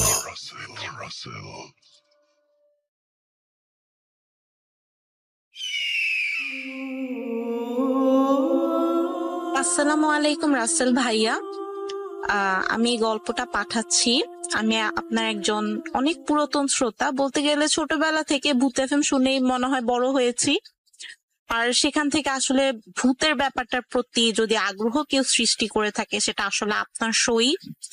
তো আজকে আমি একটা গল্প বা ঘটনা বলছি, আশা করি আপনি এটা প্লে করবেন। তো ঘটনাটা হচ্ছে 1990 সালের দিকে। তখন আমার আম্মার নতুন বিয়ে হয়েছে। আমার দাদি ছিলেন খুবই অসুস্থ, আমার আব্বু বিদেশে ছিলেন এবং চাচারা ছিলেন অনেক ছোট আর কি, ছোট ছোট ছিলেন। কেউ মাদ্রাসায় থাকতেন, কেউ কারো বাসায় থেকে পড়াতেন, তার বিনিময়ে ঘুমাতেন, মানে এরকম আর কি। বাসা খুবই খালি ছিল, দাদা বাড়ি ছিল পুরোই ফাঁকা। তো আমার আম্মা দাদির সাথে একজন চাচি থাকতেন। এই চাচির কিছু বদ অভ্যাস ছিল, যেমন তিনি দুপুরবেলা চুল খোলা রেখে তরকারি তুলতে, আমাদের গ্রামে একটা জায়গা আছে ক্ষেতের মতো, বিশাল বড় ক্ষেত, সেখানে তরকারি তুলতে যেতেন। উনাকে অনেকবার নিষেধ করা হয়েছে, উনি কারো কথাই শুনতেন না। তো এই চাচির হাজবেন্ড যে ছিল সে আমাদের জমি দেখাশোনা করতো, বর্গা যেটা বলে আর কি, ওই টাইপের কিছু একটা। তো অনেক আগের ঘটনা, আমি আসলে শুনে শুনে, আমার ফুপুদের থেকে শুনেছি, আম্মু, আমার দাদি, সবার থেকে শুনে শুনে এই উনার সম্পর্কে একটা ঘটনা আমি পেয়েছি, আমাদের বাড়িতেই, দাদা বাড়িতেই ঘটা। খুবই সত্যি একটা ঘটনা, মানে একদম সবাই স্বীকার করেছে, সবাই বলেছে যে আমরা দেখেছি। তো ঘটনাটা এরকম, একদিন এটা ছিল রমজান মাসেই ছিল, শীত ছিল তখন, খুব বেশি শীত না, মানে হালকা পাতলা শীত ছিল। তো আমার দাদি, আম্মা এবং এই চাচি একসাথেই ঘুমাতেন। চাচি নিচে ঘুমাতেন, আমার আম্মু আর দাদি উপরে ঘুমাতেন। একদিন তাহাজ্জুদের নামাজ সবাই একসাথে পড়তেন, খুব রেগুলারলি পড়তেন, তাহাজ্জুদ ফজর কিছুই বাদ দিতেন না। তো একদিন তাহাজ্জুদের সময় আমার আম্মু আর দাদি ঘুমেছিলেন। এই চাচির কি মনে হলো, উনি কিন্তু এই কাজ কখনো করতেন না, কিন্তু সেদিন কি হয়েছিল কে জানে, উনি তাহাজ্জুদের সময় একাই উঠলেন। উঠে একটা কুপি নিয়ে অনেক দূরে, মানে অনেক দূরে না, মানে কাছেই, কিন্তু আমার কাছে দূরে মনে হয়েছে ওই পুকুর ঘাটটা, ওখানে গেলেন একাই। গিয়ে উনি অজু করছেন, তাহাজ্জুদের নামাজ পড়বেন, অজু করছেন। তো এমন সময় উনি উনার ভাষ্য মতে, উনার থেকে আমি যেটা শুনতে পেয়েছি, উনি নিজে বলেছেন যে আমি যখন অজু করছিলাম আমি দেখতে পেলাম ঠিক আমার মতোই একটা মেয়ে পুকুরের অপর প্রান্তে দাঁড়িয়ে আছে, একদম আমার মতো শাড়ি, হাতে একটা কুপি, হ্যাঁ একদম আমার মতোই একটা কুপি হাতে একদম দাঁড়িয়ে আছে এবং মিট মিট করে হাসছে। তো উনি তাকিয়ে আছেন, উনি বললেন যে আমি দীর্ঘ সময় তাকিয়েছিলাম, আমার মনে হয়েছিল, মানে উনি তো গ্রাম্য ভাষায় বলেছেন, ভাষাটা আসলে যেটা দাঁড়ায় সেটা হচ্ছে যে উনি মন্ত্রমুগ্ধের মতো তাকিয়েছিলেন, উনার সময়ের কোনো হিসাব ছিল না। এভাবে তাকিয়ে থাকার পর আমার ওই যে চাচি, উনার নাম ছিল তহুরা চাচি, কিছুক্ষণ তাকিয়ে থাকার পরে উনার মানে উনি আর একটা তন্দ্রা ভেঙে গেল আর কি। উনি মানে তাকালেন আবার ঠিক করে, এবার উনি দেখতে পেলেন যে আসলে ওটা কোনো মহিলা না, ওটা মনে হচ্ছে যে মানে কিছু বোঝা যাচ্ছে না, মনে হচ্ছে কিছু একটা দাঁড়িয়ে আছে, ওটা একটা হাত পা, উনি মানে মনে হচ্ছে কি পুরো শরীরটা একসাথে পরিবর্তন হচ্ছে, এরকম কিছু একটা মনে হচ্ছে যে খুব, মানে উনি বুঝিয়ে বলতে পারেন না, মানে উনি বললেন যে উনার কাছে মনে হলো জিনিসটা মানে চেঞ্জ হচ্ছে, উনি বুঝতে পারছেন না, একটা অন্ধকার কিছুতে পরিণত হলো এবং উনাকে ডাকছে, হাত দিয়ে ডাকছে। তারপর উনি তো মানে স্তম্ভিত হয়ে গেলেন। তারপরে উনার কাছে মনে হলো, মানে উনার কথা শুনে যা বুঝলাম, উনার কাছে মনে হলো যে উনি হাওয়ায় ভর করে সেই জিনিসটার দিকে এগিয়ে গেলেন। এরপর উনার কিছুই মনে নেই। আচ্ছা, এবার আমার দাদি আর আমার আম্মা যেটা বলেন যে উনারা তো একটা সময় মানে ঘুম থেকে উঠলেন, উঠে উনারা দেখলেন তহুরা চাচি নেই। উনারা ভাবলাম হয়তো বাইরে গেছে, আচ্ছা যেতেই পারে, হয়তো ওয়াশরুমে গেছে, হ্যাঁ সকালবেলার কোনো কাজকর্মের জন্য গিয়েছে। ওনারা উঠলেন, ওনারা উঠে অজু করতে যাবেন, এমন সময় এমন একটা হাওয়া বইলো, এমন একটা ঝড় হলো, গাছে গাছে বাড়ি খাচ্ছে। আমার দাদা বাড়ি আমি বলিনি, আমার দাদা বাড়ির পুরো পাশে পুরোটাই জঙ্গল, এখন একটু হলেও কমেছে, কিন্তু আমার আম্মার যখন বিয়ে হয় তখন পুরোই জঙ্গল ছিল, প্রচন্ড ভয়ঙ্কর একটা পরিবেশ ছিল এবং অজু দোয়া ছাড়া আমার আম্মা ঘর থেকে বেরই হতেন না। যাই হোক, তো প্রচন্ড ঝড় হচ্ছে, মনে হচ্ছে ঘরের ছাদের উপর ঠাস ঠাস করে মনে হচ্ছে যে তাল পড়ছে না ইট পড়ছে, কিছুই বোঝা যাচ্ছে না, প্রচন্ড শব্দ, এবং মানে আমার দাদি আম্মু ঘর থেকে বেরিয়ে হতে পারলেন না। যাই হোক, ওনার ঘরে কিছু তোলা পানি ছিল, ওটা দিয়ে কোনো মতো উজু করে তাহাজ্জুদ সারলেন, ফজরের আজান দিল, ওনারা আজান পরে নামাজ পড়লেন। এরপরে মনে হলো কিছুটা শব্দ কমেছে, ঝড় কমেছে, উনারা ধীরে ধীরে ঘর থেকে বের হলেন। ঘর থেকে বের হওয়ার পরে এখন উনারা মানে খুঁজছেন যে চাচি কই, কোথাও পাচ্ছেন না। তো এদিক সেদিক ঘুরতে ঘুরতে তো আশেপাশে হঠাৎ একটা রব উঠলো যে পূব পাড়ার গড়ের থেকে প্রচন্ড শব্দ হচ্ছে, ধস্তাধস্তির শব্দ, চিৎকার গঙ্গানির শব্দ হচ্ছে, মানুষ এগিয়ে গেছে ওখানকার মানুষজন। হ্যাঁ, আর পুপাড়া হচ্ছে আমাদের ওই দাদা বাড়ি থেকে একটু দূরে এবং এখন হচ্ছে এটাকে বঙ্গার বাড়ি বলা হয়। যে গড় যে জঙ্গলটার মধ্যে ছিল ওইটাকে আমরা এখন বঙ্গার বাড়ি বলি। তো ওই বঙ্গার বাড়ি ওখানে সব গেল, প্রতিবেশীরা গেল।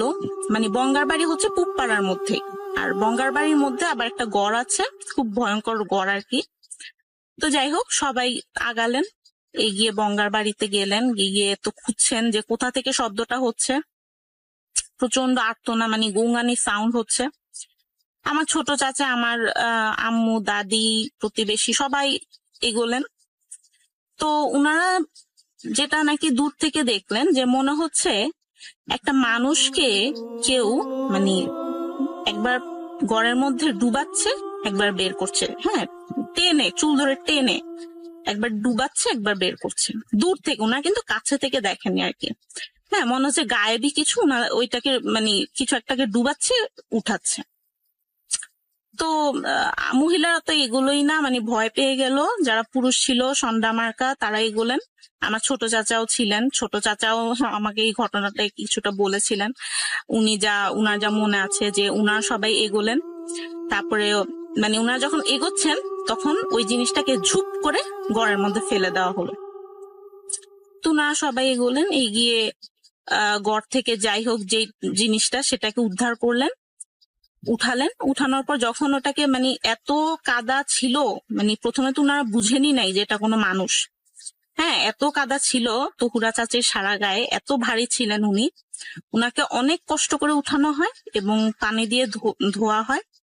ধোয়ার পরে বোঝা যায় যে ও আচ্ছা এমনি আমাদের তহুরা চাচি।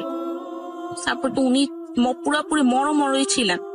হ্যাঁ, পুরোপুরি প্রায় মরার অবস্থায় হয়েছিল।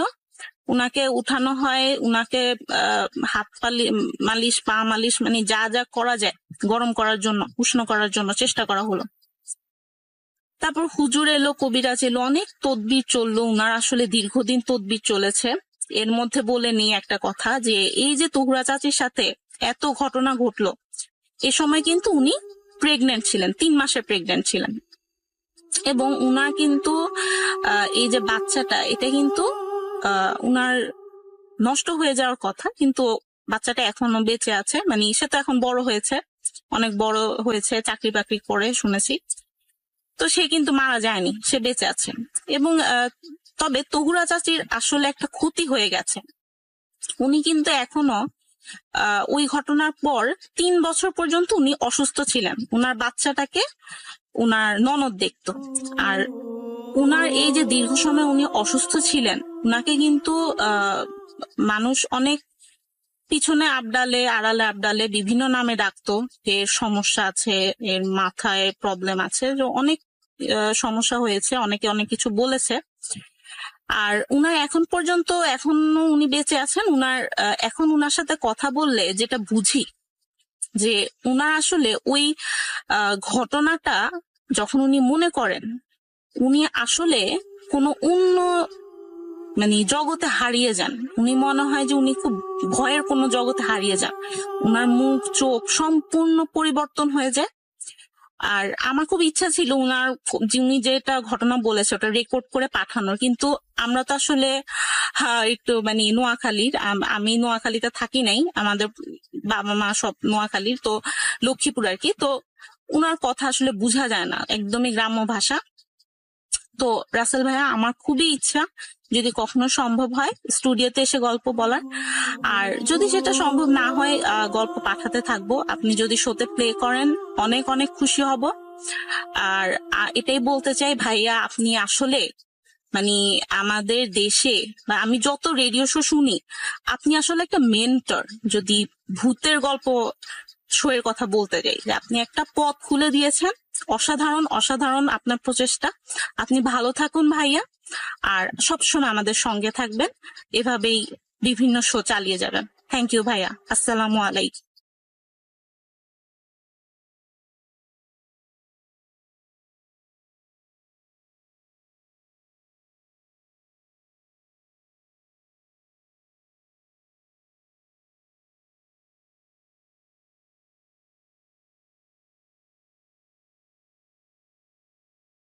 Entertainment is a must. শুনুন স্বাধীন পডকাস্ট।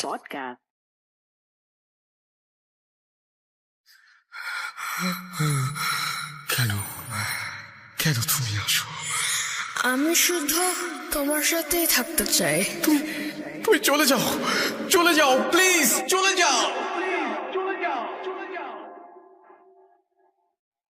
.com with Russell.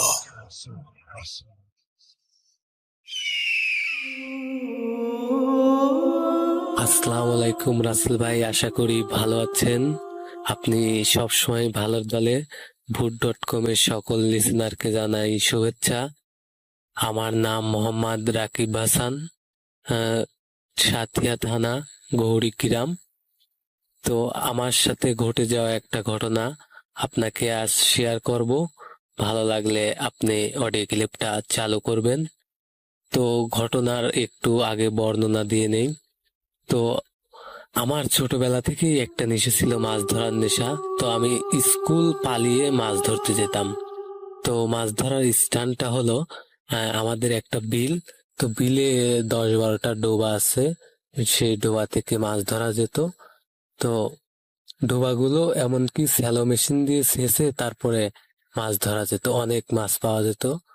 তো আমি আমার ঘটনায় চলে যাচ্ছি। তো আমার বয়স যখন 15 থেকে 16 বছর, তো আমি ওই সময় মানে একদিন মাছ ধরতে যাই। মাছ ধরবার যাওয়ার পরে তো আমি মাছ ধরি, সারাদিন মাছ ধরার পরে অনেক মাছ পাই। তারপরে বাড়ি চলে আসি। এমনকি বাড়ি চলে আসার পরে তো খাওয়া দাওয়া করার পরে আমি ঘুমিয়ে পড়ি। তারপর সকালবেলা যেহেতু প্রতিদিনকার মতোই আমি স্কুলে যাই, তো আমার এক ভাই আমাকে অফার করে যে তুই প্রতিদিন মাছ মেরে দিবি, আমি তোকে 300 টাকা দেব আর তোকে খাওয়ার জন্য অনেক মাছ দেব। তো আমি বলি ঠিক আছে, আমি তাহলে যাব। তো আমি মাছ ধরার জন্য স্কুল করে তারপরে চলে যাই বিকালের দিক, মানে 12টা 12:30 ওই দিক চলে যাই। যাওয়ার পরে তো আমি সারাদিন মাছ ধরি। মাছ ধরার পরে তো সন্ধ্যার সময় আমি মাছ বাড়িতে নিয়ে আসি। নিয়ে আসার পরে তো আমি যখন আসি, তো আসার সময় আসার পথে তো একটা পাওয়া যায় বাঁশঝাড়।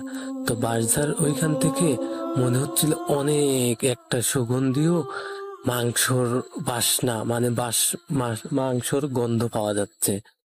তো আমি ভাবি হয়তো ওই বাড়িতে পাশের বাড়িতে কেউ মাংস রান্না করছে, তাই এরকম সেন্ট পাওয়া যাচ্ছে বা এরকম বাসনা আসছে। তো আমি কিছু না ভেবে তো তারপরে বাড়ি চলে আসি। বাড়ি চলে আসার পর প্রতিদিনের মতনই খাওয়া দাওয়া করে ঘুমিয়ে পড়ি। ঘুমিয়ে পড়ার পর তার পরের দিনও মাছ ধরার কথা ছিল। তো আমাকে সেই ভাইয়া বলে কি যে রাকিব, কাল তো পুষ্কুনি সেচতে হবে, তো তোকে রাতে এখানে থেকে তারপর মাছ ধরতে হবে। তো আমি বলি ঠিক আছে ভাই, তাহলে রাতে আমি থাকবো, রাতে থেকে তারপর মাছ ধরবো। যেহেতু আমার মাছ ধরার নেশা অনেক ছিল, তাই আমি কিছু না ভেবে মাছ ধরি। মাছ ধরার পরে তো আমরা রাতে 1টা 1:30 পর্যন্ত মাছ ধরার পরে ঘুমিয়ে পড়ি। ঘুমিয়ে পড়ার পর প্রথম দিন যাক ভালোই ছিল, বেশি বেশি একটা কিছু হয়নি।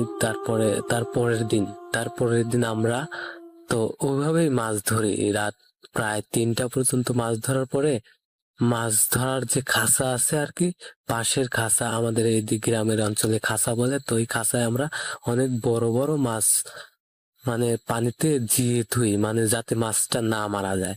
তো জিয়ে থোয়ার পরে মাছটা ভালো থাকে। তো আমরা যখন ঘুমিয়ে যাই সবাই, তো আমি একটা আওয়াজ শুনতে পাই, খটখট খটখট আওয়াজ, মানে কি যেন ভাঙছে সেরকম আওয়াজ। তো আমি মানে ভাবি যে হয়তো এখানে অনেক মাছ আছে, শিয়াল আসতে পারে। তো আমি ভাবি নাই যে হঠাৎ করে এরকম একটা অলৌকিক ঘটনা ঘটে যাবে আমার সাথে। তো আমি যথারীতি ভাবছি যে হয়তো শিয়াল আসছে, তাই আমি একটু লাইটটা জ্বালিয়ে আবার অফ করে দেই। তো তো যখন সবাই ঘুমিয়ে পড়ছিল, তখন আমি ঘড়ির দিকে দেখি নাই কয়টা বাজে। তো আমি আবার ঘুমিয়ে পড়ি। ঘুমিয়ে পড়ার পর তারপরে সকালবেলা হয়ে যাওয়ার পরে তারপরে আমরা যে খাঁচায় মাছ রাখছিলাম, একদম বিশ্বাস করেন রাসেল ভাই, তো খাঁচার মুখ যেরকম আমরা বেঁধে রাখছিলাম একদম ওই রকমই আছে, কিন্তু খাঁচার মধ্যে একটাও মাছ নেই। আমরা যত মাছ রাখছিলাম একটাও মাছ নেই, শুধু মাছগুলোর মাথা আছে, শুধু কাটা মাথাগুলো আছে, তাছাড়া আর কিছুই নেই। তো আমরা ভাবি যে হয়তো কেউ এটা শয়তানি করে করছে বা আমাদের সাথে শত্রুতাই করে করছে। তো আমরা কিছু ভাবি না, আমরা যথারীতি মানে এটা নিয়ে আর মাথা ঘামাই না, যেহেতু ওইখানে অনেক অল্প মাছ ছিল, সেই জন্য আমরা কিছু ভাবি না। তো তারপরের দিন আমরা প্রায় রাত 2:30 পর্যন্ত মাছ ধরার পরে ঘুমিয়ে যাই। ঘুমিয়ে যাওয়ার পরে তো আবার রাত্রে একটা শব্দ শুনতে পাই, কর্মর কর্মর শব্দ। তো আমি ভাবছি যে হয়তো শিয়াল আসছে, সেই জন্য এরকম শব্দ হচ্ছে। তো আমি যথারীতি ঘুমিয়ে যাই। সকালবেলা ঠিক আগের দিন যেরকম দেখছিলাম আজকেও সেই রকম, মানে সকল মাছের মাথা আছে কিন্তু মাছ নাই, খাঁচাটা যেরকম রাখছিলাম ওই রকমই আছে। তো আমি আমার সেই ভাইকে বলি, ভাই আমি তো রাত্রে এরকম শব্দ শুনছিলাম, তো আজকে রাত্রে যদি এরকম শুনতে পাই তাহলে তোমাদের সবাইকে ডাক দেব। আমরা ওইখানে ঘুমাতাম 4 জন মানুষ, মানে একটা বিলের মধ্যে ফাঁকা জায়গায় 4 জন মানুষ থাকতাম, আর একটা লোকও থাকতো না, মানে শুধু আমরা 4 জন ছাড়া ঘুমাতাম, তাছাড়া আর কেউ ঘুমতো না। তো আমরা ওইখানে তো আবার তারপরের দিন রাত যেহেতু সন্ধ্যার সময় খাওয়া দাওয়া করে আমরা মাছ ধরি। মাছ ধরার পরে আমরা প্রায় সেদিন প্রায় রাত 1:30 পর্যন্ত মাছ ধরি। তারপর মাছ ধরার পরে তো আমরা যথারীতি ঘুমিয়ে পড়ি। তো আবার রাত্রে এক শব্দ, সেই কর্মর শব্দ। তো আমি আমার সেই ভাইকে ডাক দিই যে ভাই দেখো আবার আজকে এরকম শব্দ হচ্ছে, প্রতিদিনই আমি এই শব্দ শুনতে পাই। তো বলে যে ওঠো, উঠে চলো দেখি কি। তো আমরা তারপর আস্তে আস্তে উঠে তারপরে যে ডোবার দিকে যাই, তো দেখেছি একটা আলো, বড় একটা আলো এসে খাঁচার উপর পড়ে। খাঁচার উপর পড়ার পরে অটোমেটিকলি মাছগুলো খাঁচার মধ্যে থেকে কোনো মুখ খোলা ছাড়াই বের করে শুধু মাছটুকু ছাড়িয়ে মাথা রেখে খেয়ে ফেলে। মানে বোঝা যায় না, কিন্তু মানে দূর থেকে বোঝা যাচ্ছে যে খাচ্ছে আর কি। মানে মানে একটা কিরকম আলো, আগুন যেরকম লাল সেরকম আলো এসে বোঝা যায় যে মাছগুলো খাচ্ছে।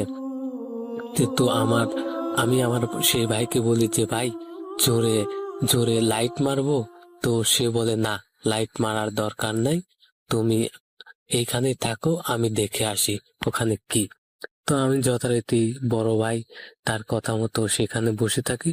তো আমি প্রায় 10 মিনিট বসে থাকার পরে 20 মিনিট চলে যায়, 30 মিনিট হয়ে যায়, এভাবে 1 ঘন্টা হওয়ার পরে তারপরে যেহেতু ভাই ফিরে আসছিল না, আমি সামনের দিকে ডোবার দিকে যাই। তো আমি যাওয়ার পরে দেখি যে ভাই অজ্ঞান হয়ে পড়ে আছে ডোবার মধ্যে। মানে মাথা কেঁদো, মানে কাদা মাটি লেগে আছে, অনেক নাক দিয়ে রক্ত পড়ছে। তো আমি তো ভাইকে মানে যে জাগানোর চেষ্টা করি, পারি না। আমি অনেক ছোট ছিলাম।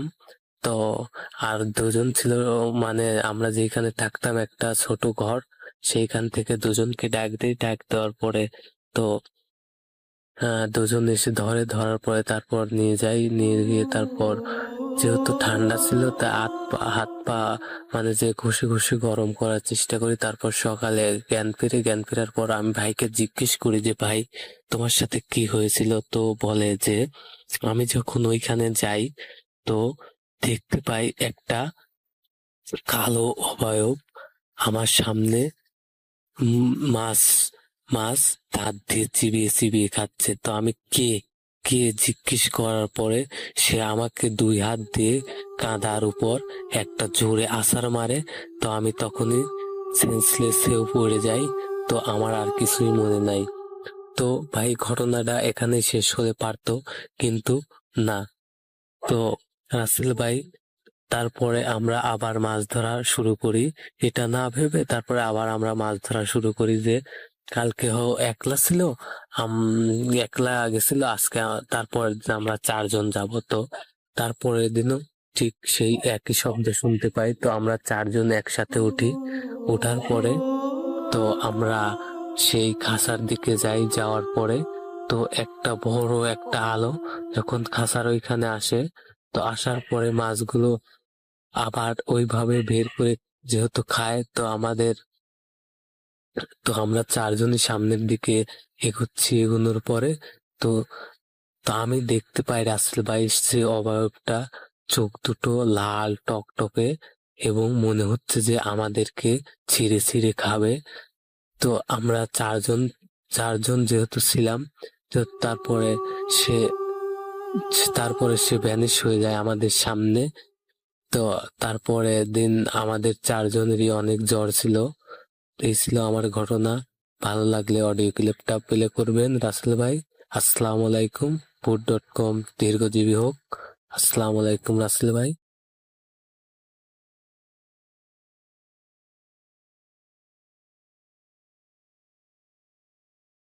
Entertainment is a must.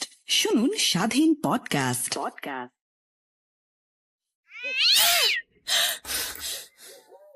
আজ আবার শুনতে পাচ্ছেন শব্দটা? ভয়ের আরেক নাম ভূত.com with Russell.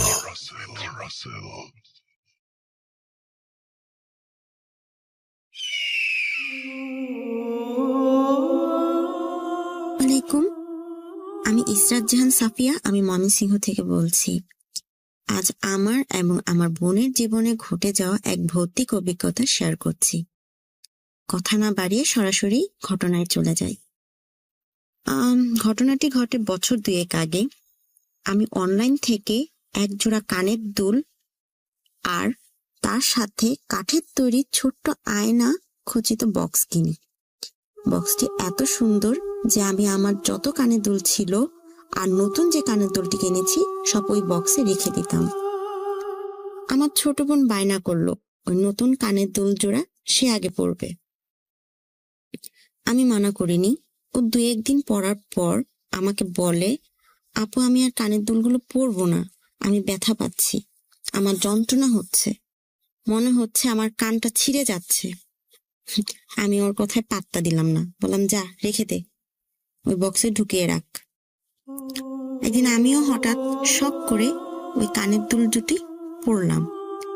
2-1 দিন পরার পর হঠাৎ আমিও খেয়াল করলাম যে আমি ব্যথা পাচ্ছি, মনে হচ্ছে কানটা আমার ভারী হয়ে যাচ্ছে আর কানের লতিটা যেন লাল আর গরম হয়ে যাচ্ছে। তাই ভাবলাম যে আচ্ছা কানের দুলটা খুলে আবার বক্সে রাখি, তারপর আবার কিছুদিন পরে পরবো। কানের দুলটা খুলে রাখবো বলে সেই কাঠের বক্সটা খুলি। দুলগুলো খোলার আগে হঠাৎ চোখে পড়লো সেই বক্সের আয়নার দিকে।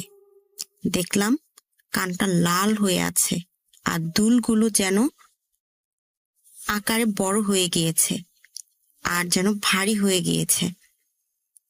আমি অবাক হয়ে গেলাম। আমি তো অনলাইন থেকে খুব পাতলা সিম্পল একটা কানের দুল কিনেছি, তাহলে সেটা এত বড় ভারী কিভাবে হবে?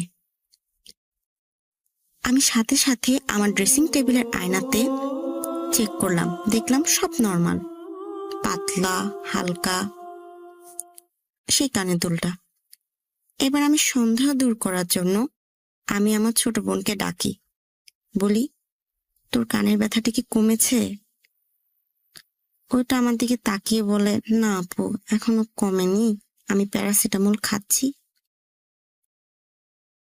ওকে বললাম এবার এক কাজ কর, তুই আরেকবার এই কানের দুলটি পর। ও বলল আচ্ছা ঠিক আছে পড়ছি, তবে খুলে ফেলবো কিন্তু এখনই। আমি ঠিক আছে তুই আগে পর, পরার পর এই বক্সের আয়নার দিকে তাকা।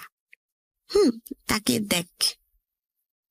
ও কিছুক্ষণ পর আমার দিকে বড় বড় করে তাকিয়ে বলে, আপু, কানের দুলজোড়া এত বড় আর ভারী দেখাচ্ছে কেন?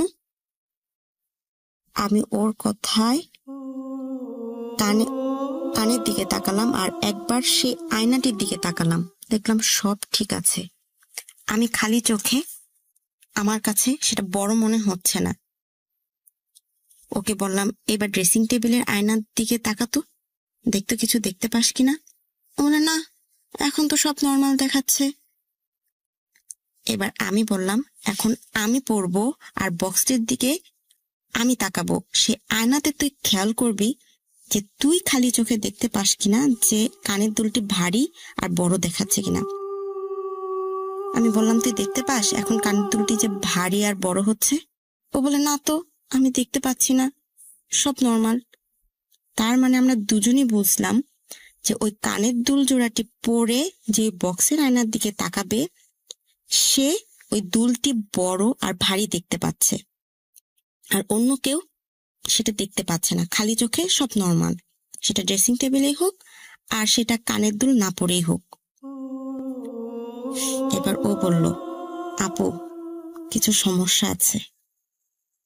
আমিও বললাম, আমি একবার ভেবেছিলাম বোধহয় আয়নার প্রবলেম, যে কিছু আয়না আছে না যে যে কাছের জিনিসকে অনেক বড় দেখায়, আবার অনেক দূরের জিনিসকে অনেক কাছে দেখায়, বা এরকম আমি ভেবেছিলাম যে এই টাইপের আয়না হতে পারে। ও বলল, শোনো আপু, একটা কাজ করি,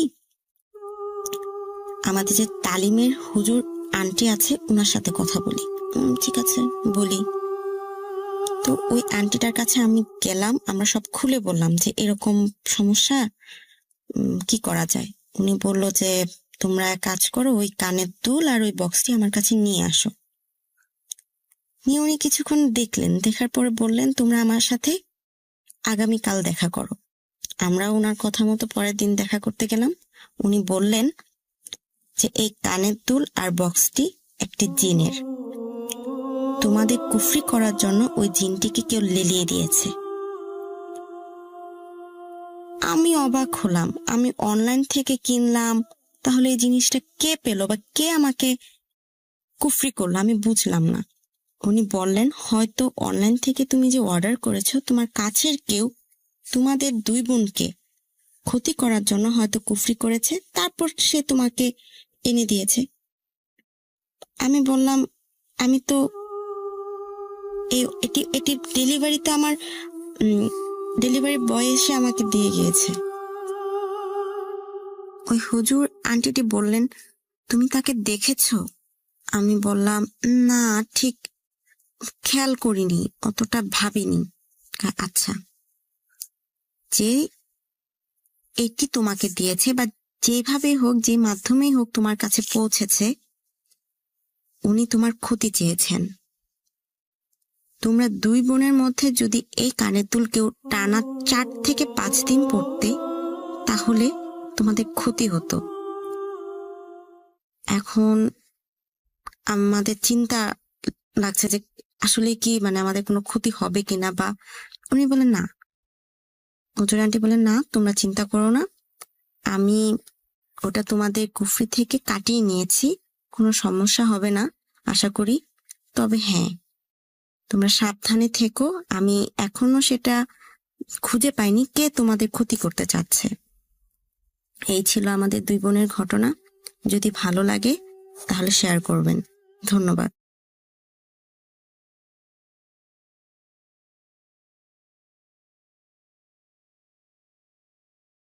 Entertainment is a must. শুনুন স্বাধীন পডকাস্ট।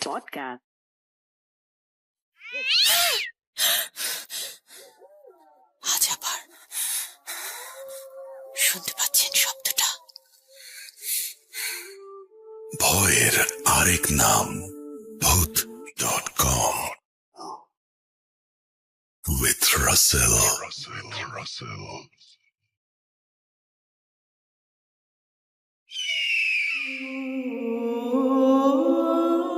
আসসালামু আলাইকুম রাসেল ভাই, আশা করি আপনি ভালোই আছেন। আমি সোহাগ মাহমুদ উত্তরা থেকে বলছিলাম। যে ঘটনাটা নিয়ে এসেছি সেটি একটি পুকুর নিয়ে। আমি ওই পুকুরের আশেপাশে ঘুরে জানতে পারি যে ওই পুকুরটি সবাই দিঘি নামে জানতো, মানে সবাই দিঘি নামে জানতো পুকুরটির নাম। তো পুকুরটি নাকি এক রাতের মধ্যেই হয়েছিল, সেটা আমি জানতে পারি যে জিনেরা করেছিল এই পুকুরটি। ওই জায়গায় কিছু মুরব্বী লোক বলেছিল যে জিনেরা এই পুকুরটি তৈরি করেছে। পুকুরটি এই পর্যন্ত কেউ বলতে পারেনি কতটুকু গভীর। পুকুরটিতে একটি মাছ ছিল যেটি আনুমানিক 6 ফুটেরও বেশি ছিল, যেটির কপালে সিঁদুর দেওয়া ছিল। দেখতে খুবই ভয়ানক ছিল, কারণ 6 ফুটের একটি মাছ কত বড় হতে পারে এটা আপনি সবাই জানে। মাছটি দেখে একটি লোক খুবই লোভ করে, যার কারণে ওই মাছটি শিকার করার জন্য সে প্রস্তুতি নেয়। সেই মাছটিকে দেখেও ফেলে, সে কুচ দিয়ে সেই মাছটিকে আঘাত করে, যার ফলে মাছটি সেখান থেকে উধাও হয়ে যায়। আর সেই মাছটিকে খুঁজে পায়নি। এদিন রাত থেকে তার খুবই জ্বর আসে, অনেক জ্বর। সে জ্বর আসার 7 দিনের মাথায় সেই লোকটি মারা যায়। এ থেকে ওই জায়গায় আশেপাশে যারা ছিল তারা খুবই সতর্ক হয়ে যায়, ওই মাছটি দেখলে কেউ আর আঘাত করতে যায় না। এরপর একদিন ছোট ছেলে মেয়ে, 6 থেকে 7 বছরের ছেলে মেয়ে ওই পুকুরে নামে গোসল করতে, কেউ দেখতে পায়নি তাই নেমে যায়।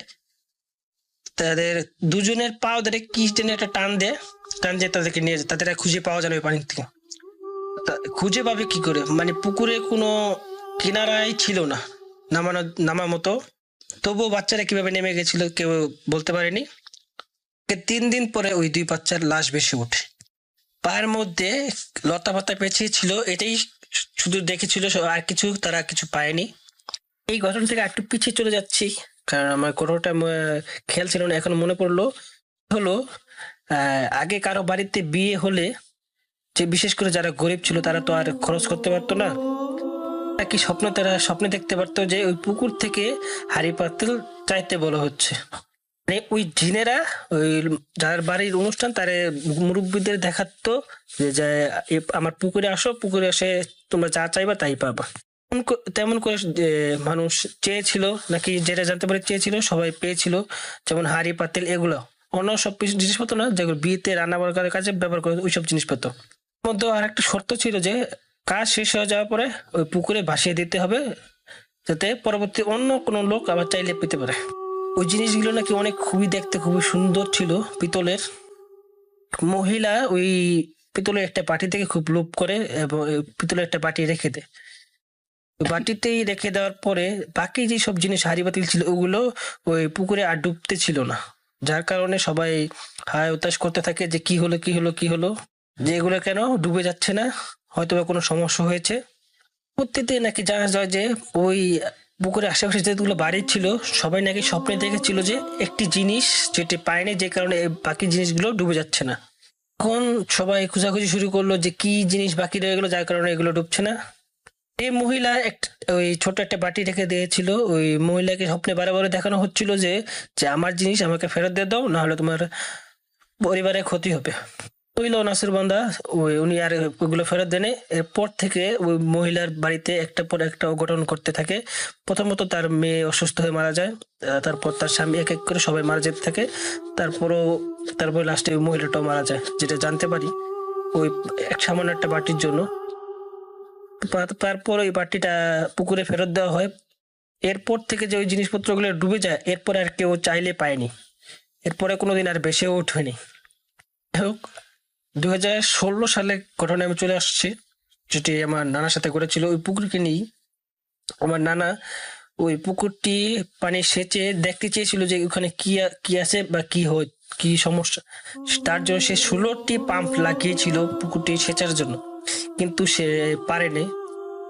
শেষ পর্যায়ে যখন আটু সমান পানি ছিল, মাঝখানে একটি কুয়া দেখা গেছিল, যেটা অনেকে নলকূপ বলে, যেটা কূপ বলে।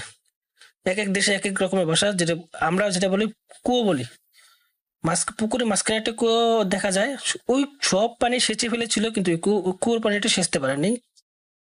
যেটা জানতে পাওয়া যায় যে 16 মিনিটে ওই পুকুরটি আবার নতুন করে পুনরায় ভরে যায়। ভরে যায় এবং ওই 16টি পাম্পই সাথে সাথে নষ্ট হয়ে যায়। তারপর আর কেউ সাহস করেনি ওই পুকুরটি সেচের জন্য। এই ছিল আমার ঘটনা রাসেল ভাই, আশা করি ঘটনাটা ভালো লাগবে। শেয়ার করার জন্য খুবই অনুরোধ করলাম। আমার এটা প্রথম ঘটনা, শেয়ার করলে আমি আরো ঘটনা আছে পাঠাবো।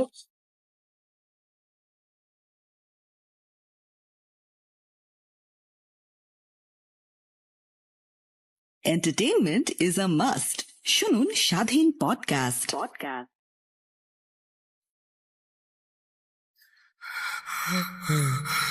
কেন কেন তুমি আসো? আমি শুধু তোমার সাথেই থাকতে চাই। তুমি চলে যাও, চলে যাও, প্লিজ চলে যাও। .com with Russell. যেভাবে লেখা আছে আমি সেভাবেই পড়ছি। প্রিয় রাসেল ভাই, আসসালামু আলাইকুম। জিজ্ঞেস করলাম না আপনি কেমন আছেন, কারণ আমি জানি সবসময় আপনি ভালোর দলে থাকেন। আমি ভূত এফএমের একজন সাবেক নিয়মিত শ্রোতা, বর্তমান ভূত.com-এর নিয়মিত শ্রোতা। ভূত.com-এর প্রত্যেক এপিসোড আমি শুনেছি। আমি প্রায়ই সুযোগ পেলে ঘটনা সংগ্রহের চেষ্টা করি। ঘটনা সংগ্রহ করা আমার একটা নেশায় পরিণত হয়েছে। ইতোপূর্বে 3টা ঘটনা পাঠিয়েছি ভূত.com-এ। দুঃখজনক হলেও সত্য, কোনোটাই সিলেক্ট হয়নি। হয়তো গুছিয়ে লিখতে পারিনি, অথবা ভয়ের তেমন কিছু ছিল না। হয়তো ভূত.com কর্তৃপক্ষ বিশ্বাস করেনি। কি কারণে সিলেক্টেড হয়নি সেটা জবাব আমি চাচ্ছি না। সিলেক্টেড করা না করা রাসেল ভাইয়ের ব্যাপার। আমার কাজ ঘটনা সংগ্রহ এবং তা ভূত.com-এ পাঠানো। চলতি বছরে ফেব্রুয়ারিতে পেশাগত দায়িত্ব পালনের উদ্দেশ্যে নীলফামারী ভ্রমণ করি। সেখানে রুদ্র নামে এক ভাইয়ের সাথে পরিচয় হয়। মূলত তার কাছ থেকে এই ঘটনাটা কালেক্ট করি। এই ঘটনাটা যদি সিলেক্টেড হয় তাহলে আপনি নিজেই পড়ে শোনাবেন, আর যদি সিলেক্টেড না হয় তবে মনে কোনো কষ্ট থাকবে না। আর কথা না বাড়িয়ে ঘটনায় গেলাম। ঘটনাটা 2003 সালের মাঝামাঝি নীলফামারী জেলার চরের হাট নামক একটি জায়গায় ঘটে। যার সাথে ঘটনাটা ঘটে তার নাম ছিল রুদ্র। রুদ্র ভাই আমাকে যেভাবে ঘটনা বলেছেন ঠিক সেভাবে আমি গুছিয়ে লেখার চেষ্টা করছি। ভুল হলে ক্ষমা করবেন।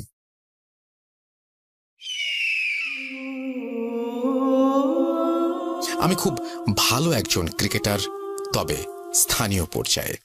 প্রায় সময়ই পাশের এলাকার ছেলেরা আমাকে ভাড়া করে নিয়ে যেত, তবে সেটা ইউনিয়নের মধ্যে। 6-8-2003 আমি তখন 8ম শ্রেণীতে পড়াশোনা করি। পড়াশোনায় মনোযোগ একেবারেই কম। প্রেমটা ছিল ব্যাট বলের সাথে, পড়াশোনা কখনোই করতাম না। শুধুমাত্র নামেই ছিলাম ছাত্র, বাস্তবে নয়। সারাক্ষণ ক্রিকেট খেলা নিয়ে ব্যস্ত থাকতাম। এর জন্য মা, বাবা, বড় ভাই কিছু না বললেও মেজো ভাই আমাকে অনেক শাসন করত। আমি যখন একা থাকতাম তখন সে আমাকে অনেক বেশি পেটাতো। অনেক সময় অজ্ঞান হওয়ারও নজির আছে। যা হোক, এসব কথা বলতে চাচ্ছি না। তবে একটা কথা না বললেই নয়, আমি ছিলাম অত্যন্ত সাহসী, যা এলাকার সকলেই কম বেশি অবগত ছিল। আসলে ভয় শব্দটা আমার ব্যক্তিগত ডিকশনারিতে ছিল না। একদিন রাতে আমার ঘরে হঠাৎ ঠক ঠক শব্দ। তখন 10টা। যেহেতু আমার বাসা প্রত্যন্ত এক গ্রামে, তাই বিদ্যুৎ তখন আমাদের গ্রাম পর্যন্ত পৌঁছয়নি। হ্যারিকেন ছিল আমাদের আলো পাওয়ার প্রধান উপায়। আমি হ্যারিকেনের পাওয়ার বাড়িয়ে দিলাম এবং দরজার কাছে গিয়ে দরজা খুললাম।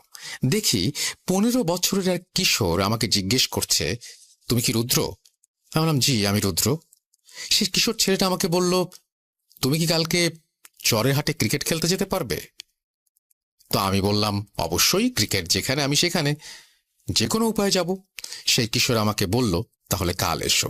আগামীকাল চরের হাট মাঠে একটা নাইট ম্যাচের আয়োজন করা হয়েছে, তোমাকে আমাদের টিমে খেলতে হবে। বলে রাখা ভালো, চরের হাট অনেক বড় একটা স্কুলের মাঠ এবং সেখানে বিদ্যুৎ আছে, বেশ উন্নত একটি এলাকা। সেই চরের হাটে আছে অনেক বড় কবরস্থান এবং অনেক বড় শ্মশানও বলতে গেলে। অত্র এলাকায় রাজধানী চরের হাট, কিন্তু সেখানে কোনো বাজার বসত না, তাই চরের হাটে রাস্তা সবসময় জনশূন্য থাকত। আমি জিজ্ঞাসা করলাম, তোমাকে চিনলাম না। জবাবে সেই কিশোর বলল, সর্দার পাড়ায় আমার বাড়ি। কোনো এক মাধ্যমে জানতে পারলাম তুমি অনেক ভালো ক্রিকেট খেলতে পারো, সেজন্য তোমার কাছে আসলাম। তুমি খেলতে আসলে তোমাকে 50 টাকা দেব, হারলেও দেব, জিততে তো দিবই। আমি তার কাছে খেলার সময় জিজ্ঞেস করলাম। জবাবে সেই কিশোর ছেলেটা আমাকে বলল, রাত 8টায়। আমি বললাম, রাতে কিভাবে খেলবো? এর আগে কোনোদিন রাতে তো ক্রিকেট খেলিনি। রাতে খেলা হয় টিভিতে, কিন্তু গ্রামে কিভাবে সম্ভব? সে কোনো জবাব দিল না, শুধু বলল, যথাসময় আসার চেষ্টা করো। যাই হোক, পরের দিন সন্ধ্যায় আমি একটা সাইকেলে করে চরের হাটের দিকে যাত্রা করি। প্রায় 3 কিলোমিটার রাস্তা আমি আমার মতো গুনগুন করে গান গাইতে গাইতে সাইকেল চালাচ্ছিলাম।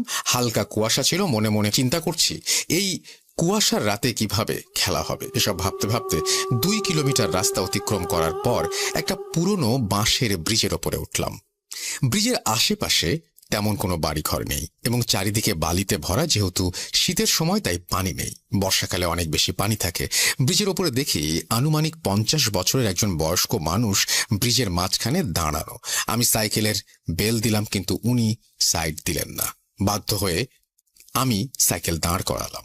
কিছু বলার আগে লোকটা জিজ্ঞেস করছে, চরের হাটে যাচ্ছ নিশ্চয়ই? আমি বললাম, জি আঙ্কেল। উনি বললেন, ওদিকে যেও না তুমি, চরের হাটের পাশে একটা কবর আছে, ওখানে লাশ দাফন হবে, তুমি যেও না, ওখানে কোনো খেলা হবে না। আমি ওনার কথার কোনো গুরুত্ব দিলাম না। সেই সময়ে ওনার কথার গুরুত্ব দিলে হয়তো আমার জীবনে এমন করুণ অবস্থা হতো না। তো আমি সাইকেল চালানো শুরু করলাম। কিছু দূর যাওয়ার পর আওয়াজ আসছে, এই ছেলে, তোমাকে না আমি নিষেধ করছি, কেন তুমি আমার কথা শুনতে চাচ্ছ না? আমি বলছি যেও না। আমি সাইকেল দাঁড় করালাম ওনাকে দেখার জন্য, কিন্তু ওনাকে সেখানে দেখা যাচ্ছে না, শুধু আওয়াজ আসছে, ওখানে যেও না, ওখানে যেও না। একটু ভয় পেলাম। রাস্তা জনশূন্য, শীতের রাত, মাঝারি কুয়াশা। আমি আর আগু পিছু কিছু না ভেবে সাইকেল চালিয়ে চরের হাট পৌঁছালাম।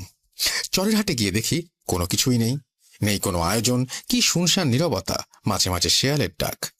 আমি বিস্মিত হলাম, তাহলে ওই লোকটার কথাটাই ঠিক ছিল।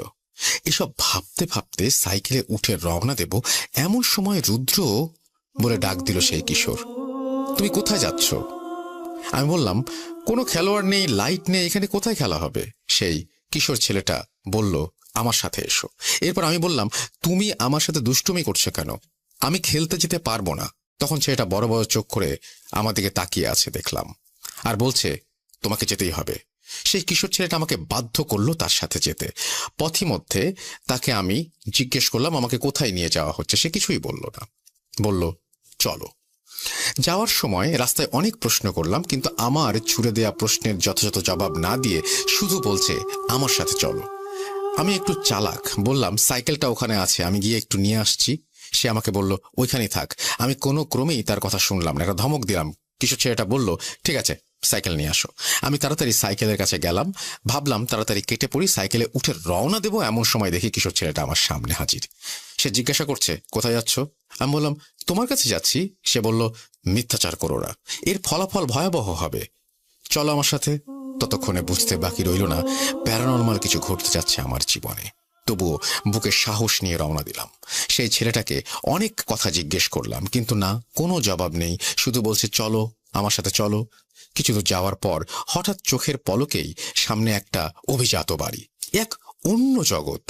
আমি অবাক হলাম, এই চরের হাটের মতো অজপাড়া গায়ে এমন বাড়ি কল্পনা করা যায় না। অনেকটা স্বপ্ন মনে হলো। গায়ে চিমটি মেরে দেখলাম ব্যথা পাচ্ছি। ভাবলাম, সত্যিই তাহলে আমি এই বাড়ির সামনে, এমন সুন্দর বাড়ির সামনে দাঁড়িয়ে আছি। এত সুন্দর বাড়ি তো আমি ঢাকা শহরেও দেখিনি। যাই হোক, বাড়ির ভিতরে গিয়ে তো রীতিমতো হতভম্ব। এত সুন্দর সাজসজ্জা করা রুম আমি কোনো দিনও দেখিনি। আর এভাবে কোনো রুমে সাজসজ্জা হতে পারে এটাও আমার কল্পনার বাইরে ছিল। ছোট্ট কিশোর ছেলেটা আমাকে তার বাবার রুমে নিয়ে গেলেন এবং বাবাকে বললেন, তুমি যে একটা সাহসী ছেলেকে আনতে বলেছিলে, এই ছেলেটা অনেক সাহসী, দেখো কত সাহসী। এতক্ষণে তার চোখে মুখে কোনো ভয়ের ছাপ নেই। সে তার বাবাকে এ কথা বলে চলে গেল। সেই বয়স্ক লোকটা আমাকে বলল, শোনো, ভয়ের কিছু নেই, তোমরা মানুষ, আমরা জিন জাতি। এ কথা শুনে আমার পায়ের নিচে কোনো মাটি নেই। ভয়ে হাত পা থরথর করে কাঁপছে। আমি তোমাদের কোনো ক্ষতি করব না, তোমাকে দিয়ে একটা কাজ করাবো। অনেকদিন থেকেই একটা সাহসী ছেলে খুঁজছি। তিনি আমাকে বললেন, কিছুদিন আগে বাঁশখালী গ্রামে একটা লোক মারা গেছে, তার দাফন চরের হাট কবরস্থানে হয়েছে। আজ রাতের 7 দিন শেষ হবে, সুতরাং আজ রাতেই তোমাকে সেই কবর থেকে সেই লাশটা তুলে আনতে হবে। এই কথা শুনেই আমি অজ্ঞান। জ্ঞান ফিরে দেখি সেই বয়স্ক লোকটা আমার সামনেই মেঝেতে। আমি কেঁদে কেঁদে বললাম, আঙ্কেল, আমাকে বাড়ি যেতে দেন, আমার মা অনেক চিন্তা করবে। উনি কোনো কথার পাত্তাই দিলেন না, উল্টো খেপে গিয়ে বললেন, লাশ তোমাকে তুলতেই হবে, চলো তাড়াতাড়ি চলো, কোনো উপায় নেই। আমাকে বললেন, দেখো ওখানে একটা জায়নামাজ আছে, ওটার উপরে দাঁড়াও। আমি বাধ্য হয়ে সেই জায়নামাজের ওপরে দাঁড়ালাম। কিছু বুঝে ওঠার আগেই আমি সেই চরের হাটের কবরস্থানে উপস্থিত। চিন্তা করলাম পালিয়ে যাই, কিন্তু সাইকেল তো সেই বাড়িতে, যাব কিভাবে? সাইকেলের চিন্তা বাদ দিয়ে দিলাম দৌড়, পালিয়ে যাই, দৌড় দিলাম। এমন সময় একটা আওয়াজ, কই যাচ্ছিস?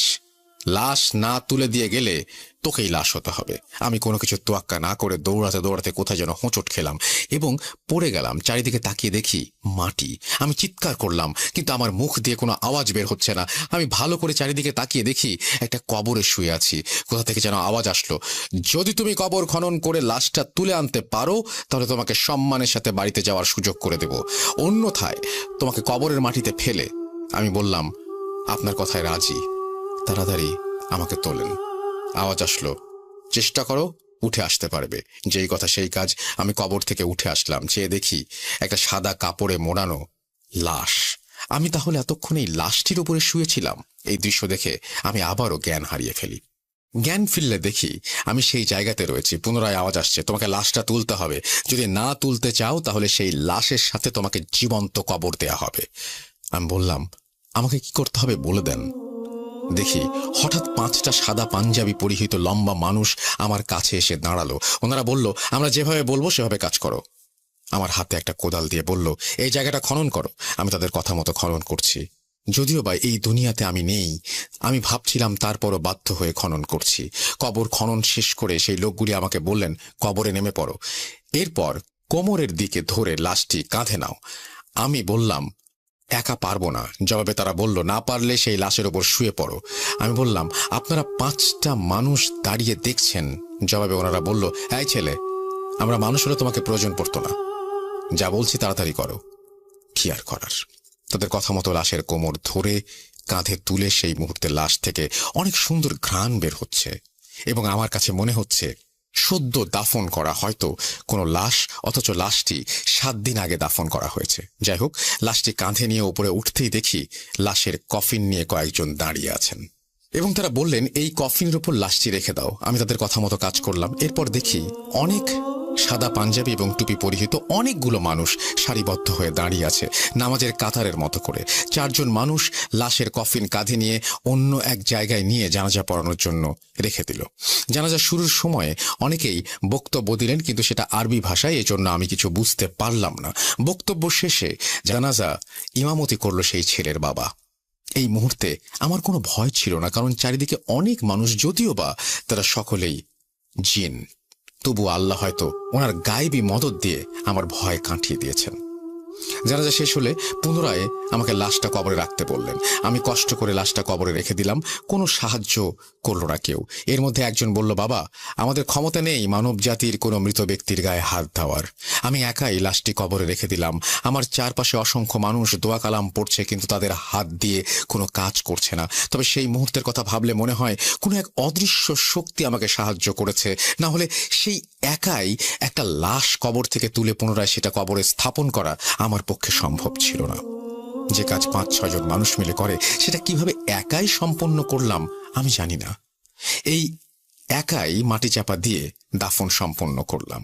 লাশ দাফন শেষে আমি আমার আশেপাশে যে সকল মানুষ ছিল, মুহূর্তে তারা লাপাত্তা, একটা মানুষও নেই আমার আশেপাশে। সেই মুহূর্ত থেকে আমার অনেক ভয় হচ্ছিল। ভয় আর ভয়। সেই সন্ধ্যা থেকে ভয়ই শুরু হয়েছে। ভয় পেয়ে কি লাভ? বেঁচে আছে, এটাই বড় কথা। যেই কথা সেই কাজ। গায়েবী আওয়াজ, একটু সামনে যাও, তোমার সাইকেল আছে, সেটা নিয়ে বাড়িতে চলে যাও। এরপর এই ভালো কাজের প্রতিদান আল্লাহ তোমাকে দেবেন কোনো একদিন। এই কথাগুলো বলার পর আর কোনো আওয়াজ আসলো না। যাই হোক, একটু সামনে গিয়ে দেখি আমার সাইকেল একটা গাছের সাথে হেলান দিয়ে রাখা। আমি সাইকেল সামনে নিয়ে গেলাম এবং উঠে পড়লাম সাইকেলটাতে। বাড়ি যাওয়ার চিন্তা করলাম। এমন সময় পুনরায় একটা আওয়াজ আসলো, আজ রাতে তোমার সাথে যা ঘটলো কারো কাছে বলবে না। যদি কেউ জানতে পারে তুমি ক্ষতিগ্রস্ত হবে।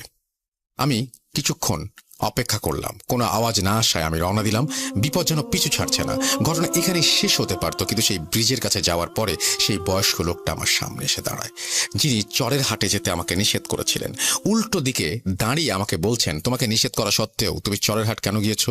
আমি বললাম, ভুল হয়েছে, বুঝতে পারিনি। উনি আমাকে বললেন, তোমার কোনো ক্ষমা নেই, আজ তোমার শেষ রাত। একথা বলেই মুহূর্তে তার আকৃতি পরিবর্তন করে সেই মুহূর্তে সেই বয়স্ক লোকটা মাথা ছিল না এবং চোখ দুটো বুকের ওপর, এবং হাত ছিল একটা পা। এটা দিয়ে সে বিকট চিৎকার করে আমার দিকে তেড়ে আসছে এবং বলছে, এটাই তোর শেষ রাত, মৃত্যুর জন্য প্রস্তুত হ রে মানব সন্তান। এই কথাগুলো যে কি পরিমাণ ভয়াবহ ছিল তা আমি ছাড়া উপলব্ধি করার ক্ষমতা আর অন্য কারণেই। সেই ভয়ানক কথা এবং দৃশ্য দেখে আমি অজ্ঞান হয়ে যাই এবং সেই সাথে আমার জীবনের কালো রাতের সমাপ্তি ঘটে। পরের দিন আমি আমাকে বিছানায় আবিষ্কার করি। দেখি আমার কাছে আমার মা বাবা বসে আছে এবং বাড়িতে অনেক মানুষ, অনেক দূর থেকে বড় বড় কবিরাজগণ এসেছেন। তারা আমার জ্ঞান ফেরার অপেক্ষায় আছেন। আমার বাবাকে এবং আমার মাকে কবিরাজগণ বলেছিলেন তার জ্ঞান ফেরার পর কোনো কিছু জিজ্ঞেস না করতে। যাই হোক, যেই কথা সেই কাজ। মা বাবা আমাকে কোনো কিছু জিজ্ঞেস না করে সরাসরি কবিরাজদের জ্ঞান ফেরার বিষয়টি জানলেন। 4 জন কবিরাজ আমার কাছে এসে জিজ্ঞেস করলো আমি ব্রিজের ওপর কিভাবে গেলাম। আমি কবিরাজগণকে সবকিছু খুলে বললাম। তারা একথা শুনে হতভম্ব হয়ে গেল। আমি বললাম, এসব কাজ কিভাবে করতে সক্ষম হলাম? মাত্র 14 বছরের একটা কিশোরকে এত কিছু কিভাবে সম্ভব হলো? যাই হোক, তখন কবিরাজগণ একটা ঘটনার কারণ উদ্ঘাটন করার সিদ্ধান্ত গ্রহণ করলেন। তুলারাশির কাউকে নিয়ে আসতে বললেন। অনেক খোঁজাখুঁজির পর একটা 25 বছরের যুবকের সন্ধান পাওয়া গেল। তার ওপরেই কবিরাজগণ জিন ভর করানোর সিদ্ধান্ত গ্রহণ করলেন এবং অনেক মন্ত্র পাঠ করে সেই যুবকের গায়ে জিন ভর করালেন। কবিরাজগণ যখন নিশ্চিত হলেন তিনি জিন হাজির করতে পেরেছেন, সেই জিনের কাছে জানতে চাইলেন এই ছেলের সাথে কেন এসব ঘটনা ঘটলো। প্রথমে কিছু বলতে চাচ্ছিল না। কবিরাজগণ জানতে চাইলেন তুমি কেন বলতে চাচ্ছ না। জবাবে জিনটি বলল, তারা অনেক শক্তিশালী, আমি যদি বলে দেই তাহলে আমার ক্ষতি হবে। ঠিক তখনই কবিরাজের কাছে থাকা মোটা লাঠি দিয়ে বেধড়ক তাকে পেটানো শুরু করলো এবং বোতলে ভরে রাখার হুমকি দিলে তখন সেই জিন সব বলতে রাজি হয়। সেই জিন বললেন, 7 দিন আগে বাঁশখালী নামক একটা এলাকায় একজন লোক মৃত্যুবরণ করেছিলেন। সে ছিল খুব পরহেজগার এবং ভালো মানুষ, আর ওনার জানাজায় ইমাম সাহেব ভুল করেছিলেন বিধায় জিনরা সিদ্ধান্ত নেয় আবার জানাজা পড়ানোর। কিন্তু একটা বিপত্তি, জিনেরা কখনো কবর থেকে লাশ তুলতে পারে না। তাই একজন সাহসী মানুষ খুঁজছিল। অনেক খোঁজাখুঁজির পর রুদ্রকে পায় এবং অনেক কৌশলে তাকে চরেরহাট কবরস্থানে নিয়ে যেতে সক্ষম হয়। তবে যারা রুদ্রকে ব্যবহার করেছে তারা রুদ্রর কোনো ক্ষতি করেনি। একটা খারাপ জিন, যিনি চাচ্ছিলেন পুনরায় সেই লাশের জানাজা না হোক এবং এই জন্যই রুদ্রকে মারতে চেয়েছিল, সেই জিনগুলো এসে তাকে রক্ষা করে এবং সকাল পর্যন্ত তারা পাহারা দেয় এবং রুদ্র আজ বেঁচে আছে, অন্যথায় সেদিনই তাকে মরে যেতে হতো। ওদের কারণেই বেঁচে আছে। যাই হোক, এরপর কবিরাজগণ সেই যুবকের শরীর থেকে জিন নামিয়ে নেয়। পরবর্তী সময়ে আমাকে কিছু তাবিজ দেয় এবং আস্তে আস্তে আমি স্বাভাবিক হই। সম্মানিত লিসেনার্স, ঘটনাটা আমার সাথে ঘটেনি, রুদ্র নামক এক ব্যক্তির সাথে ঘটে যাওয়া ঘটনা। তিনি আমাকে যেভাবে বলেছেন আমি সেইভাবে টাইপ করেছি এবং আমার মন গড়া কোনো ঘটনা বা কথা এখানে নেই, আমি সংযোজন করিনি। আপনারা সকলেই রুদ্র ভাইয়ের জন্য দোয়া করবেন, আল্লাহ তাকে যেন এই ত্যাগের পুরস্কার দান করেন। মোহাম্মদ হাসান, স্থান প্রকাশে অনিচ্ছুক।